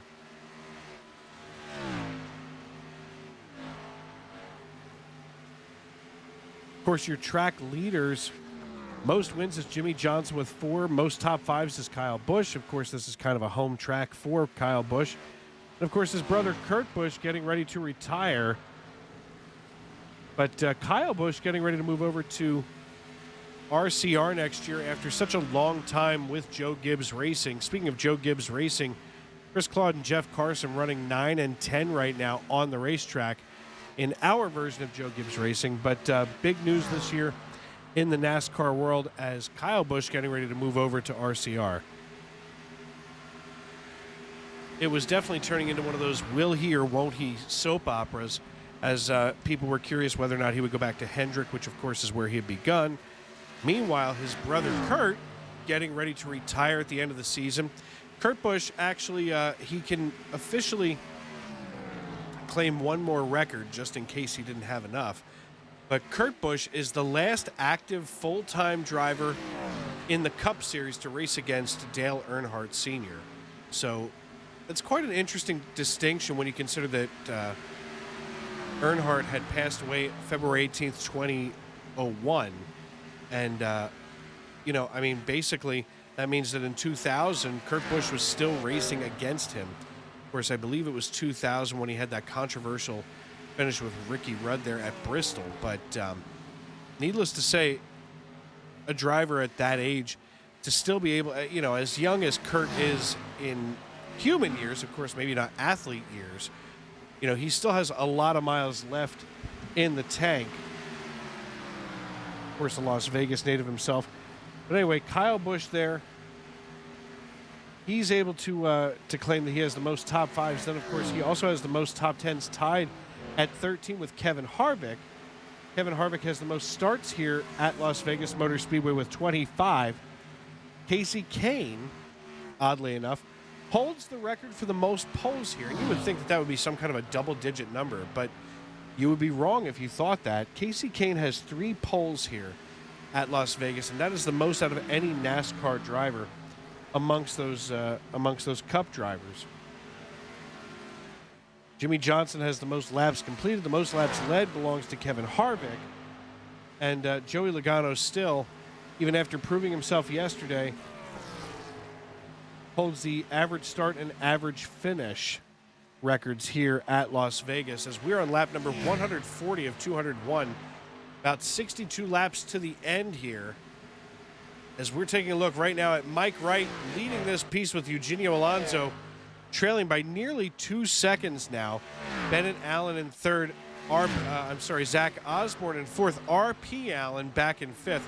John Crow Sr. running in sixth. Andrew Jones in seventh. Joey Savachki in eighth. Jeff Carson in ninth. And Chris Claude rounding out your top 10 and your lead lap cars.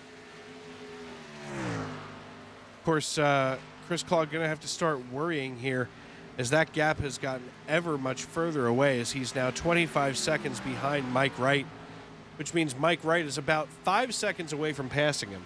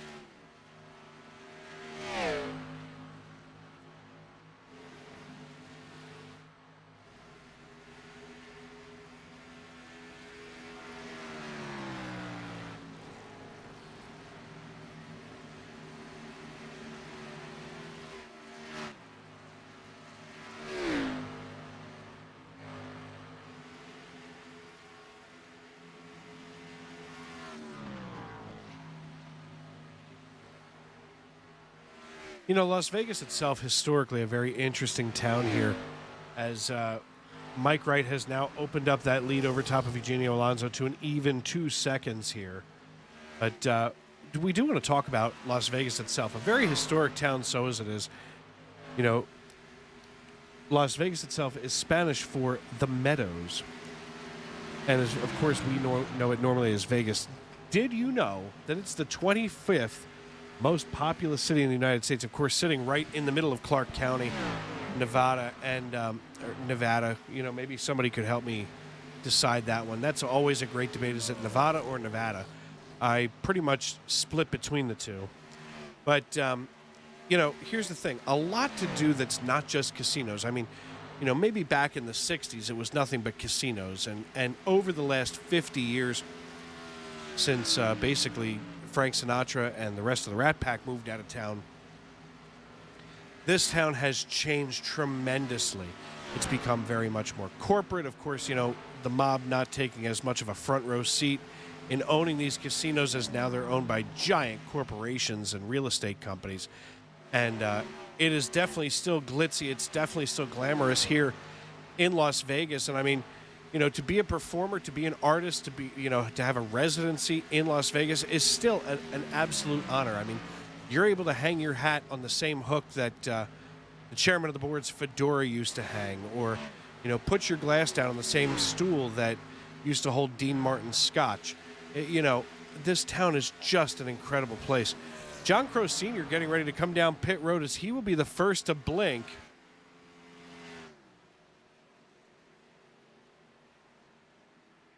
Chris Claude also coming down pit road as green flag stops have begun.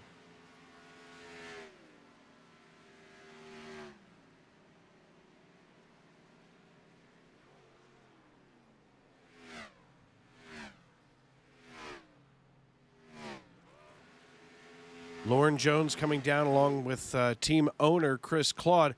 Andrew T. Jones coming down here in the 64.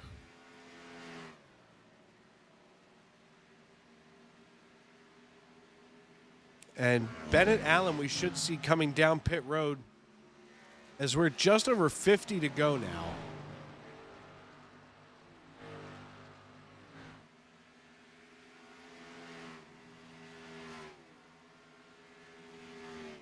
Zach Osborne coming down pit road.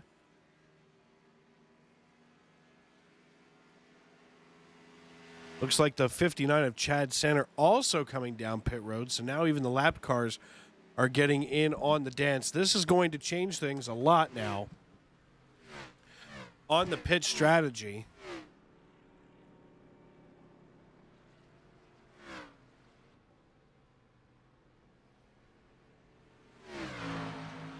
Now following his brother, it looks like Bennett Allen getting ready to come down pit road. We'll see if he comes down this time as they roll through three.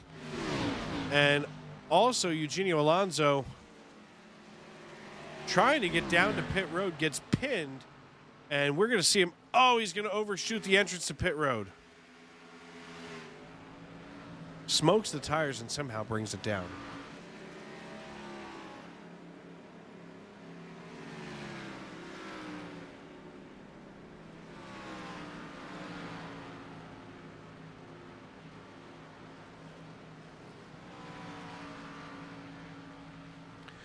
Mike Wright also down pit road. We're going to see him take 4 tires, 2 cans of Go Fast as we now have 50 laps even to the end of this piece.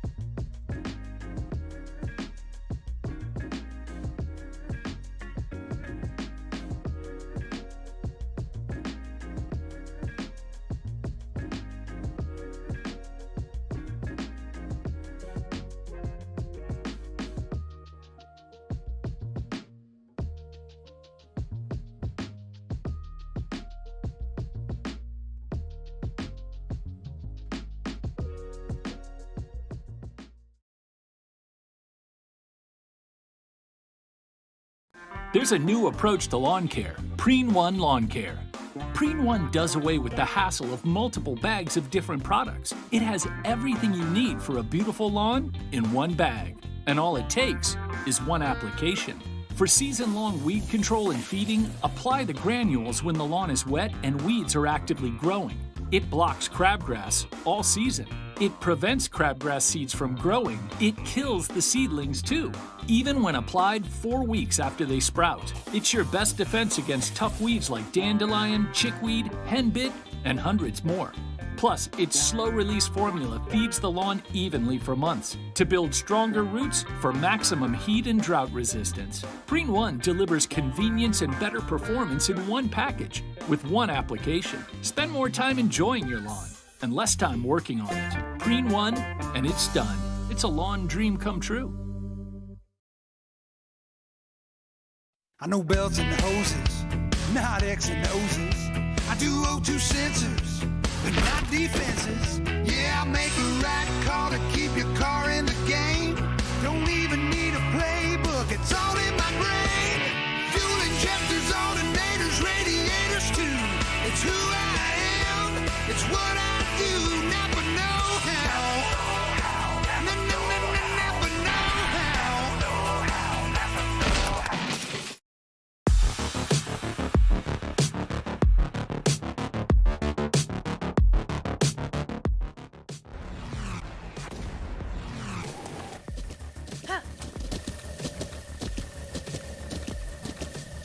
With the Butt Kicker Gamer 2, what you see and what you hear is what you feel.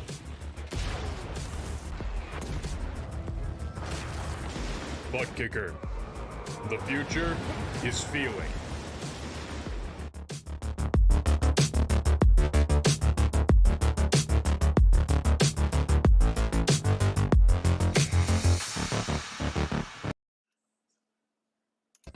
In 2007, Ray Regal had a vision of serving his fellow firefighters' breathing air needs better. As a City of Reading firefighter since 1975, he knows the difficulties of finding the best and most affordable service company to care for and manage the most important means of survival firefighters have: breathing air. Northeastern Fire and Air is committed to providing our brothers and sisters with the best service in the industry and at an affordable cost. For more information, call 610-207-6608 for a consultation today, and know that you can breathe easy with Northeastern Fire and Air.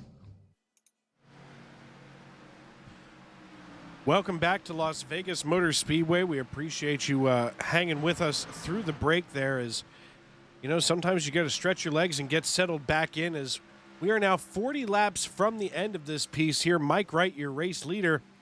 Eugenio Alonso running in second place. R.P. Allen in third. Bennett Allen in fourth. Zach Osborne running in fifth in the number 16 Toyota Supra of that 1110 Mods machine. Ethan Flanagan up here in sixth position right now, as he was down last on lap 132, so he's going to have to come down for pit service a little earlier than some of these other drivers. Andrew T. Jones running in seventh position. John Crow Sr. in eighth. Joey Savachki in ninth. Rounds out the lead lap cars, and Savachki himself just barely holding on to that lead lap, as he's got Mike Wright on his heels by about 3 seconds now. So things definitely starting to heat up here at the end of this piece. Of course, you know, things have definitely, I say things are getting ready to heat up, but I got to be honest with you folks, things have been fairly quiet. Of course, now I say that and something bad will happen, but things have been fairly quiet here in the Monday Night NASCAR Xfinity Series race at Las Vegas Motor Speedway. This is the first race in our round of 8. You're going to take a look right here at these at this playoff format here. And of course, we can see the grid here as these drivers are competing. Wow, as the 98 and the 86 trying to get around John Bawalda there, the lap car. Bawalda makes it easy for them, but I'm sure that even still at this stage in the race, the last thing you want to do is make a mistake. But you can see which drivers here are currently in your playoffs. And you know what? At this stage, hang on tight. You know, Mike Wright, he doesn't even need to win to move on tonight, as he has so many bonus points for him. But hey, you might as well punch that ticket early. Flanagan now coming down pit road, as I just mentioned a few moments ago, as he is going to come down and get pit service. Mike Wright, meanwhile, passes him out here on the tri-oval. That'll put Flanagan down a lap for sure. As Flanagan now coming down pit road, he is the last car on the lead lap that came down for pit service. Everybody else coming in on lap 100, between lap 148 and 146 and 150. So as I was talking earlier about, you know, the culture in Las Vegas changing so much over the years, something new here in Las Vegas that maybe folks aren't going to be as much aware of. But the professional the National Lacrosse League, and the NLL basically, has awarded a franchise here in Las Vegas. Of course, the NLL being the National Lacrosse League Indoor Lacrosse, or box lacrosse, as it's being made popular to be known as. Which, you know, either way, it's lacrosse. It's indoor lacrosse, and believe you me, if you're a fan of lacrosse at all, you know that the indoor version is definitely faster and more exciting than outdoor. But the Las Vegas Desert Dogs will be unveiled this year for the 2022-2023 season at Las Vegas, and they'll play at the Michelob Ultra Arena. Fairly big arena here in town. But they will be having their inaugural season this year. They were awarded the franchise in June of 2021, and some interesting names associated with this franchise. Joseph Tsai and none other than Steve Nash, Dustin Johnson, and the great one, Wayne Gretzky. And they will begin play this season.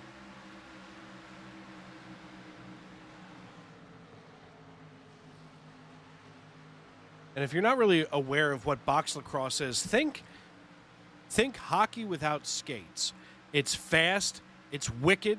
They blast music the entire time during the games.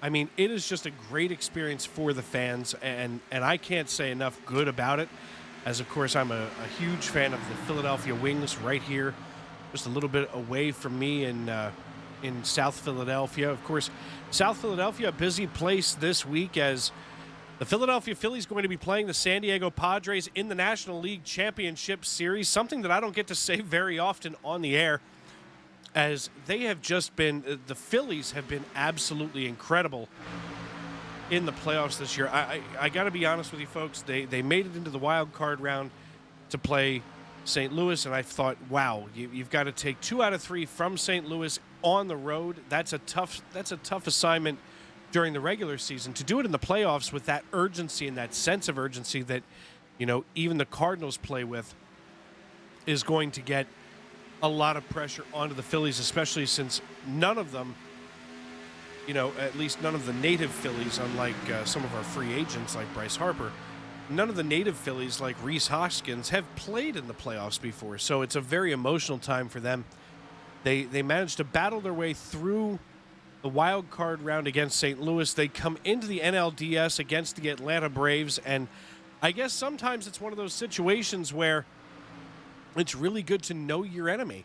And, you know, these division rivals in the first place are playing 19 times a year. Of course, that's going to change next year for the 2023 season. But, you know, these division teams are playing one another 19 times a year.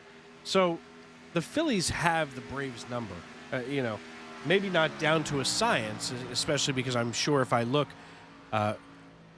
in the record book, I'm sure that the Braves lead that series, as the Phillies, of course, as everybody knows, the first team to 10,000 losses as a professional sports franchise. So for some reason, I'm sure that the Atlanta Braves hold that record over top of them. However, the Phillies really shined out in the NLDS. They closed that out in 4 games, and now they're on to the NLCS against the San Diego Padres, 2 of the highest paid players in baseball a couple of years ago. Manny Machado and Bryce Harper, each on their respective franchises, north of $300 million, going to be going at it in that series. So excitement all around in South Philadelphia. Of course, the Philadelphia Eagles beating the Dallas Cowboys last night in primetime on NBC. Of course, as a Cowboys fan, I'm not saying I was disappointed, because it's hard to be disappointed in a team that's as awful as the Cowboys can be. Oddly enough, I just heard that Mike Greenberg was, I saw the clip. Check it out over on ESPN.com. Of course, everybody knows that Stephen A. Smith hates the Dallas Cowboys. I think he brings Michael Irvin, the playmaker. Oh, as Zach Vaughn gets loose coming into the trial in front of race leader Mike Wright. But anyway, Stephen A. Smith over on ESPN today, of course, on his banner show First Take. Number 1, he's a Cowboys hater. Number 2, he always brings Michael Irvin, the playmaker, on a Monday to talk Cowboys. And today they had Mike Greenberg, or Greeny as he's affectionately known. They had Greeny on this morning, and Greeny actually picked the Dallas Cowboys to go to the Super Bowl and represent the NFC. And to that, I can only say that is the Greeny kiss of death. I'm going to resurrect the Greeny kiss of death, as that was a popular thing on Mike and Mike in the Morning on ESPN Radio and ESPN.com back in the day. And Greeny just had this way of saying, oh, I love this team. And all of a sudden, that team would just nosedive and bury into the sand.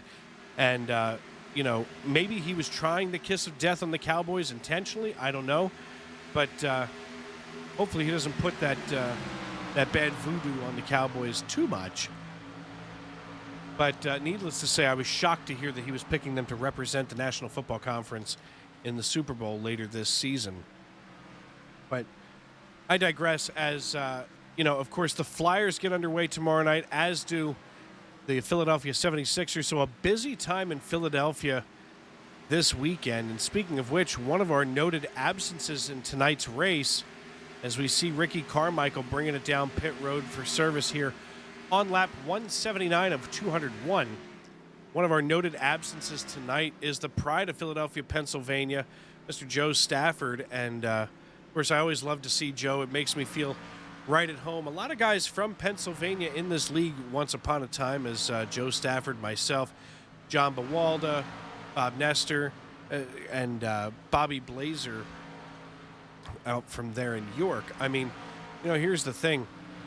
For some reason, we all just managed to gravitate to this league as Ricky Carmichael is off and running now in that heavily damaged 04 Monster Chevrolet. Meanwhile, just 5 cars left on the lead lap.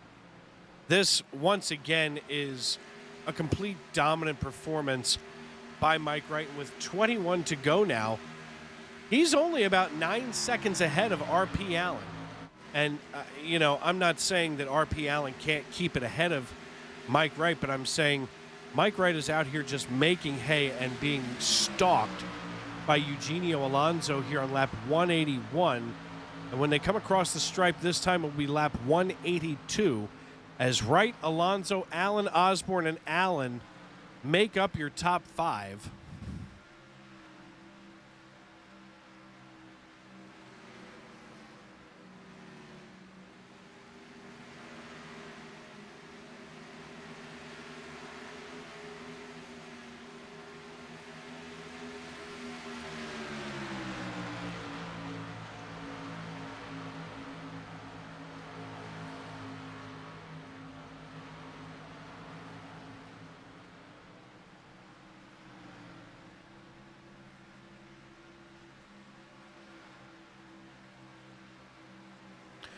Of course, right now, just 0.2 of a second separating Eugenio Alonso and Mike Wright, as it looks like Wright, and now as we look at Bennett Allen, 11 seconds behind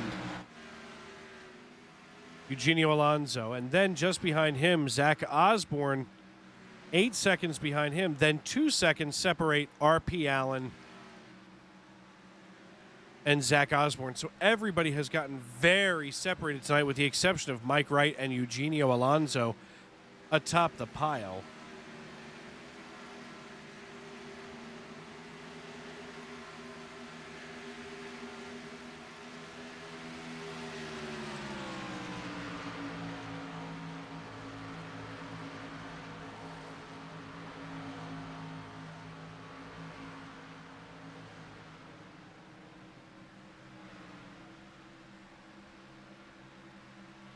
I do want to thank you folks for hanging out with us tonight here on the Independence Racing Network. I'm Dave Riegel. This is YouTube.com and Facebook.com.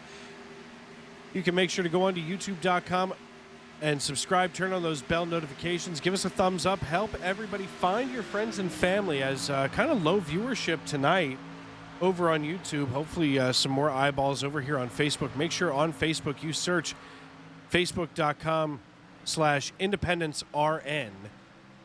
And give us a subscribe. Follow us as we go live every Monday night at 9 p.m. as we are the exclusive broadcast provider of Monday Night NASCAR Xfinity Series Racing.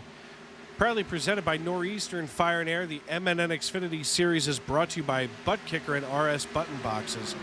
As, Butt Kicker and RS Button Boxes has hung on with us all season long.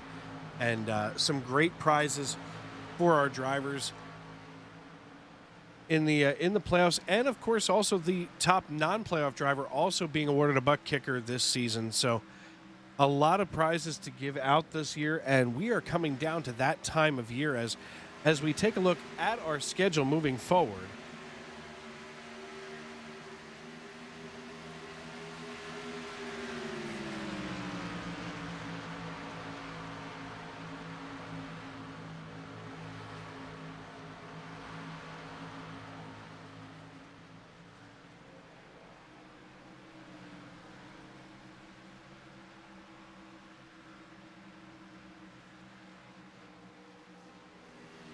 After this week here at Las Vegas, We'll be going to Homestead, Miami for 167 thundering laps in South Florida, home of the Dan Levitard Show with Stu Gatz. And then on October 31st, Halloween, we'll have the Dead on Tools 250 at Martinsville Speedway. 250 laps as Tony Burt, in the way of Mike Wright, now gets down and out of the way. That 4 machine, all kinds of... That 4 machine trying to get out of the way. Definitely looked like Mike Wright had snuck up on the 4. Manages not to get into too much trouble there. But then after Martinsville, that's when we whittle this down to the final 4, if you will, as that championship 4 move on to take the win at Phoenix Raceway. So, of course, Phoenix Raceway, formerly known as ISM, a great track to have championship weekend at. It's an intermediate track. There's a lot of skill involved. That big dog leg always creates a little bit of havoc. And speaking of havoc, it looks like finally we've got a race here with Joey Savachki and John Crow Sr. As Joey Savachki and John Crow Sr. out here battling for 7th position, down a lap. And they've got Ricky Carmichael on the low side here. I'm not saying he's blocking anybody by any stretch, but definitely trying to keep moving forward even as Savachki and Crow are battling it out for 7th position now with 12 laps to go at Las Vegas Motor Speedway.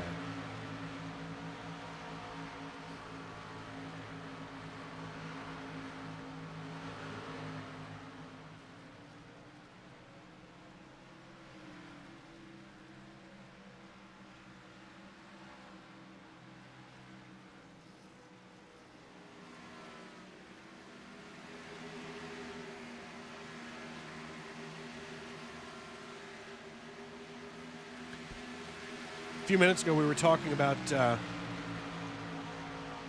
Las Vegas Desert Dogs that'll be coming in for the NLL this season here in Las Vegas at the Michelob Ultra Arena. A lot of other professional sports here alongside NASCAR and the other motorsports at the Las Vegas Motor Speedway. You got to keep an eye on what's going on here. Of course, everybody knows about the Las Vegas Raiders and the Vegas Golden Knights, but they also have a WNBA team.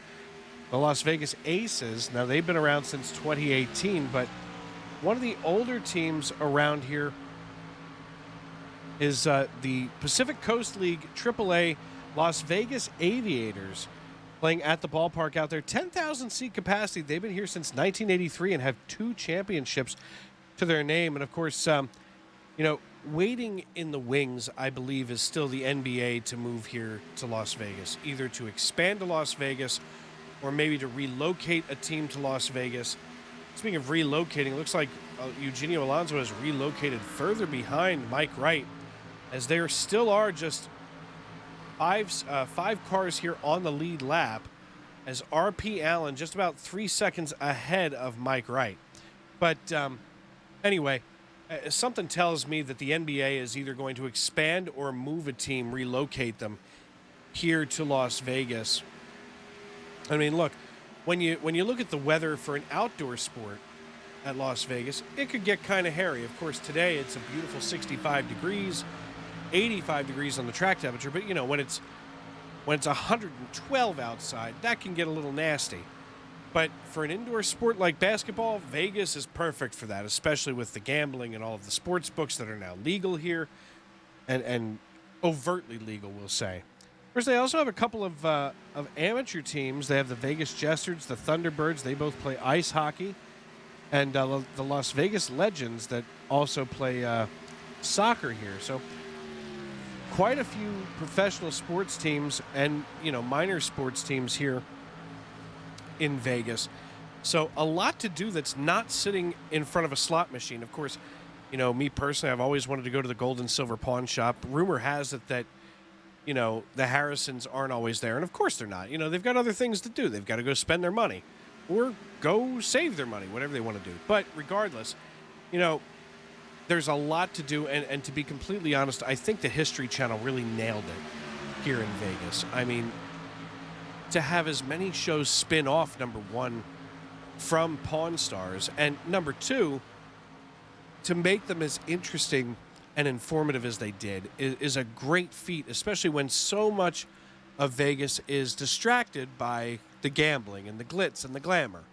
You know, people don't realize how historic and how important and how significant Las Vegas is in our nation's history.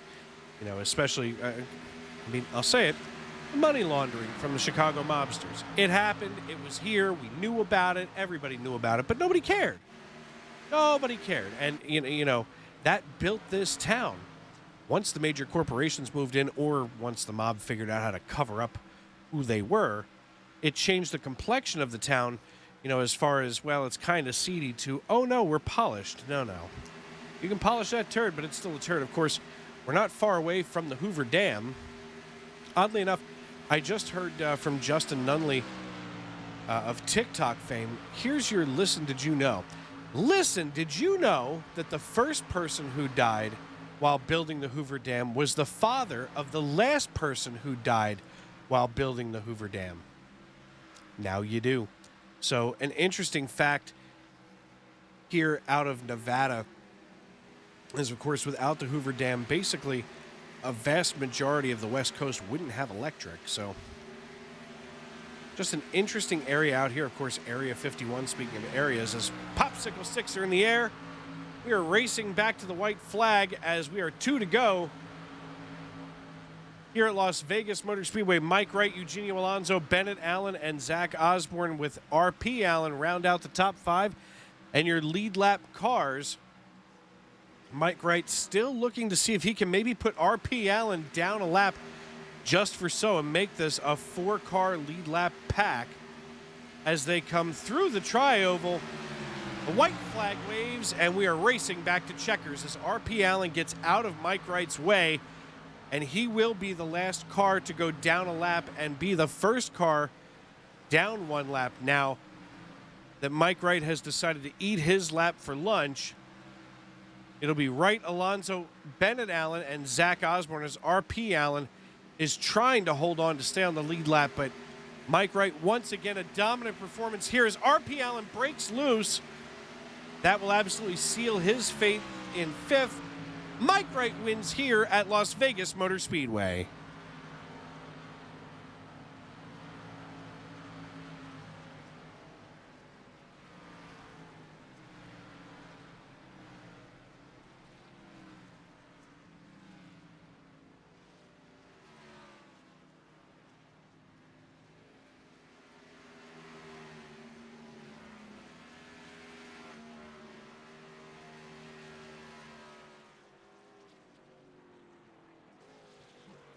Well, Mike Wright punches his ticket to that round of 4 at Phoenix as he comes across to celebrate here at the start-finish line.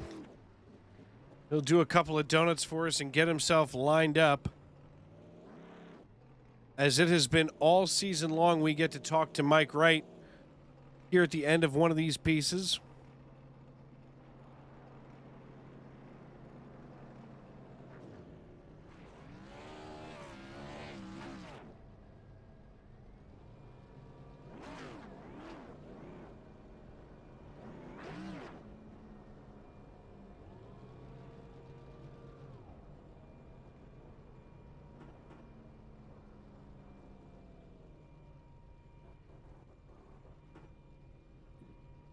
Mike Wright, Dave Regal up in the broadcast booth. You got a copy?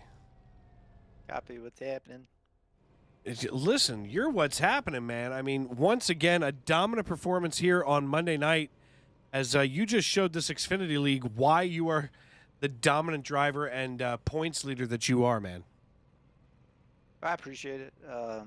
Yeah, you know, that race fell right into the wheelhouse of how I usually like to drive the race, and you know, I hate Brandon had his trouble early. We worked hard to try to get him a good piece to run with, so I think he'd have done really well. But then once he had his issues, and the goal was to try to keep someone else from advancing to help him out. So I did it, and it was great to obviously win for myself too. So it was a fun one. Alonso ran really well. Bennett was running pretty good there. on the short run there. We had a nice battle, but I knew that based off the beginning of the race, it was Alonso and I, and just seeing who could hold the right rear on the car and make enough fuel mileage too to not have a concern of fuel either. So it was a fun one.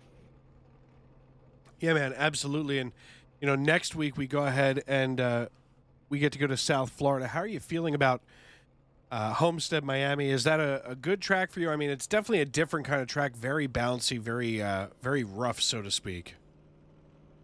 Yeah, it's been a while. Homestead obviously is a once a year track, so we don't get too much of that practice, and it's been a while since I've run the Xfinity there, so we'll spend some time figuring out what lines we need to run and that sort of thing, and hopefully get Brandon a good run so he can make up some ground that he lost today. All right, man. Well, listen, congratulations. You go ahead and celebrate that. And before we cut you loose, who do you need to thank for tonight? Brandon for working with me. Good run, setting it up. He didn't get the fruits of it at the end, but we had good work coming into the race. We've got Fresh Market on the car. The Fresh Market, good food. They got a nice deal going on. Each week you get 3 options for $25. They provide all the options for you. You get the meats, you get the side items. Good deal. So Fresh Market's in your area. Go check them out.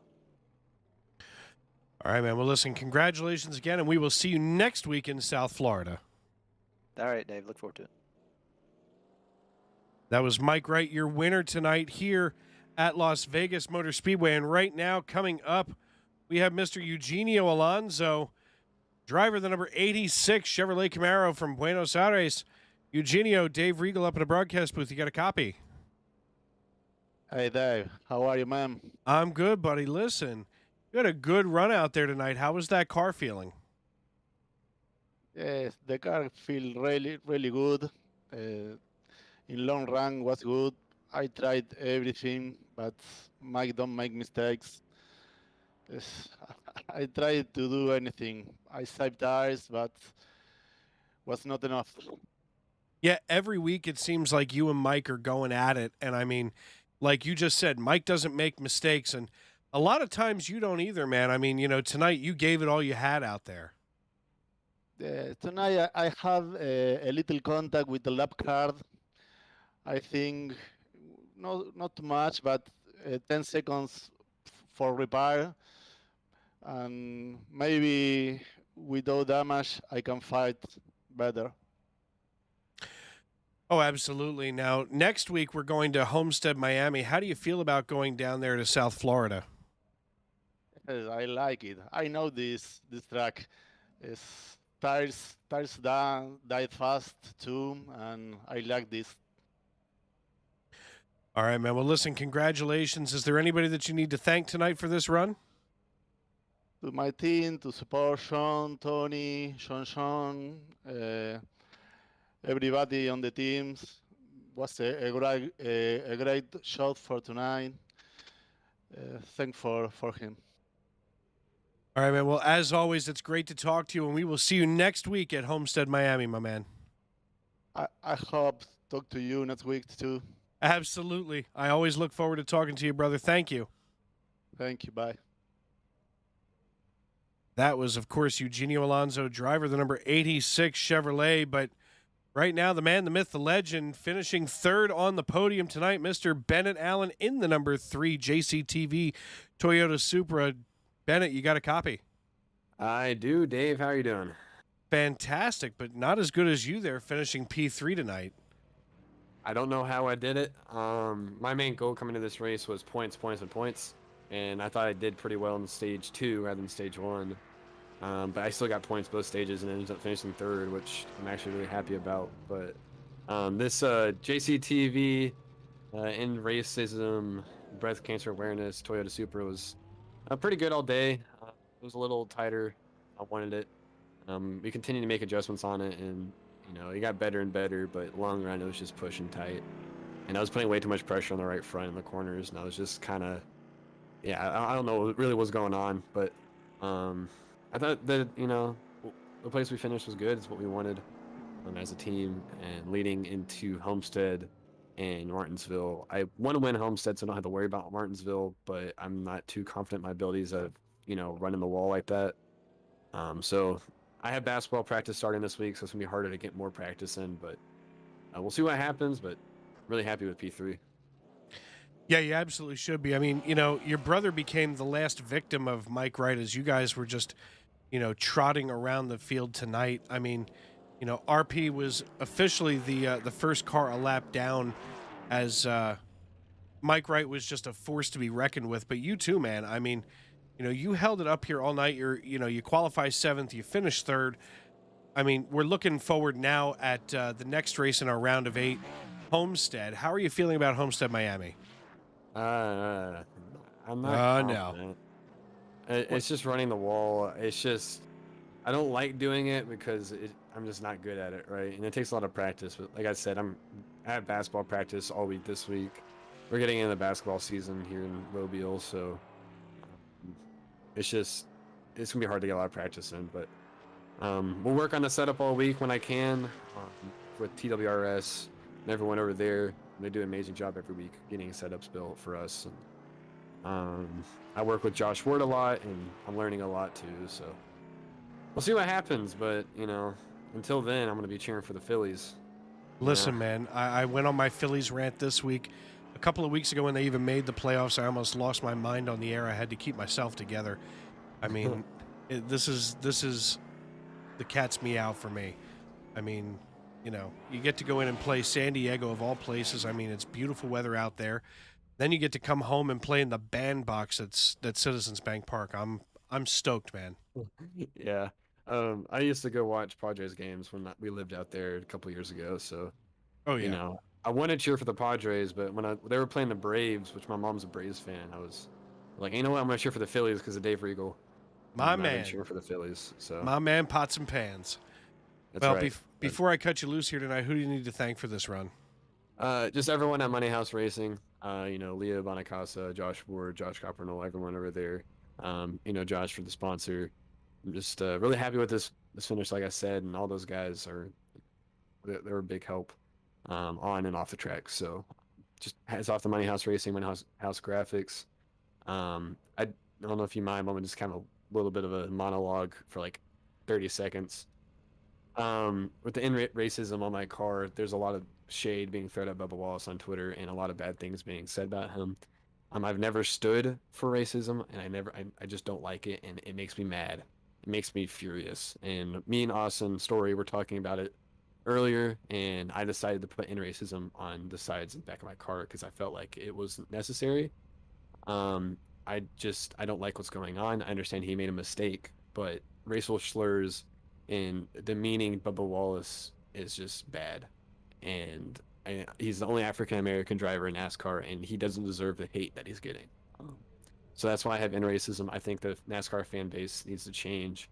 It has to be a culture change. So that's why in racism is on the car. It'll be on the car probably to the end of the season, just because I care.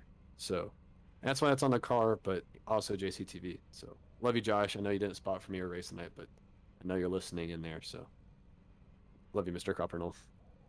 Listen, man, I totally get it, and I appreciate you, standing for that as, it just has no place anywhere in our society. So, absolutely tip of the cap and a salute to you, young man. But we appreciate you, and we will see you next week at Homestead, Miami, my brother. Yes, sir. Thank you, Dave. Go Phillies. Yes, sir.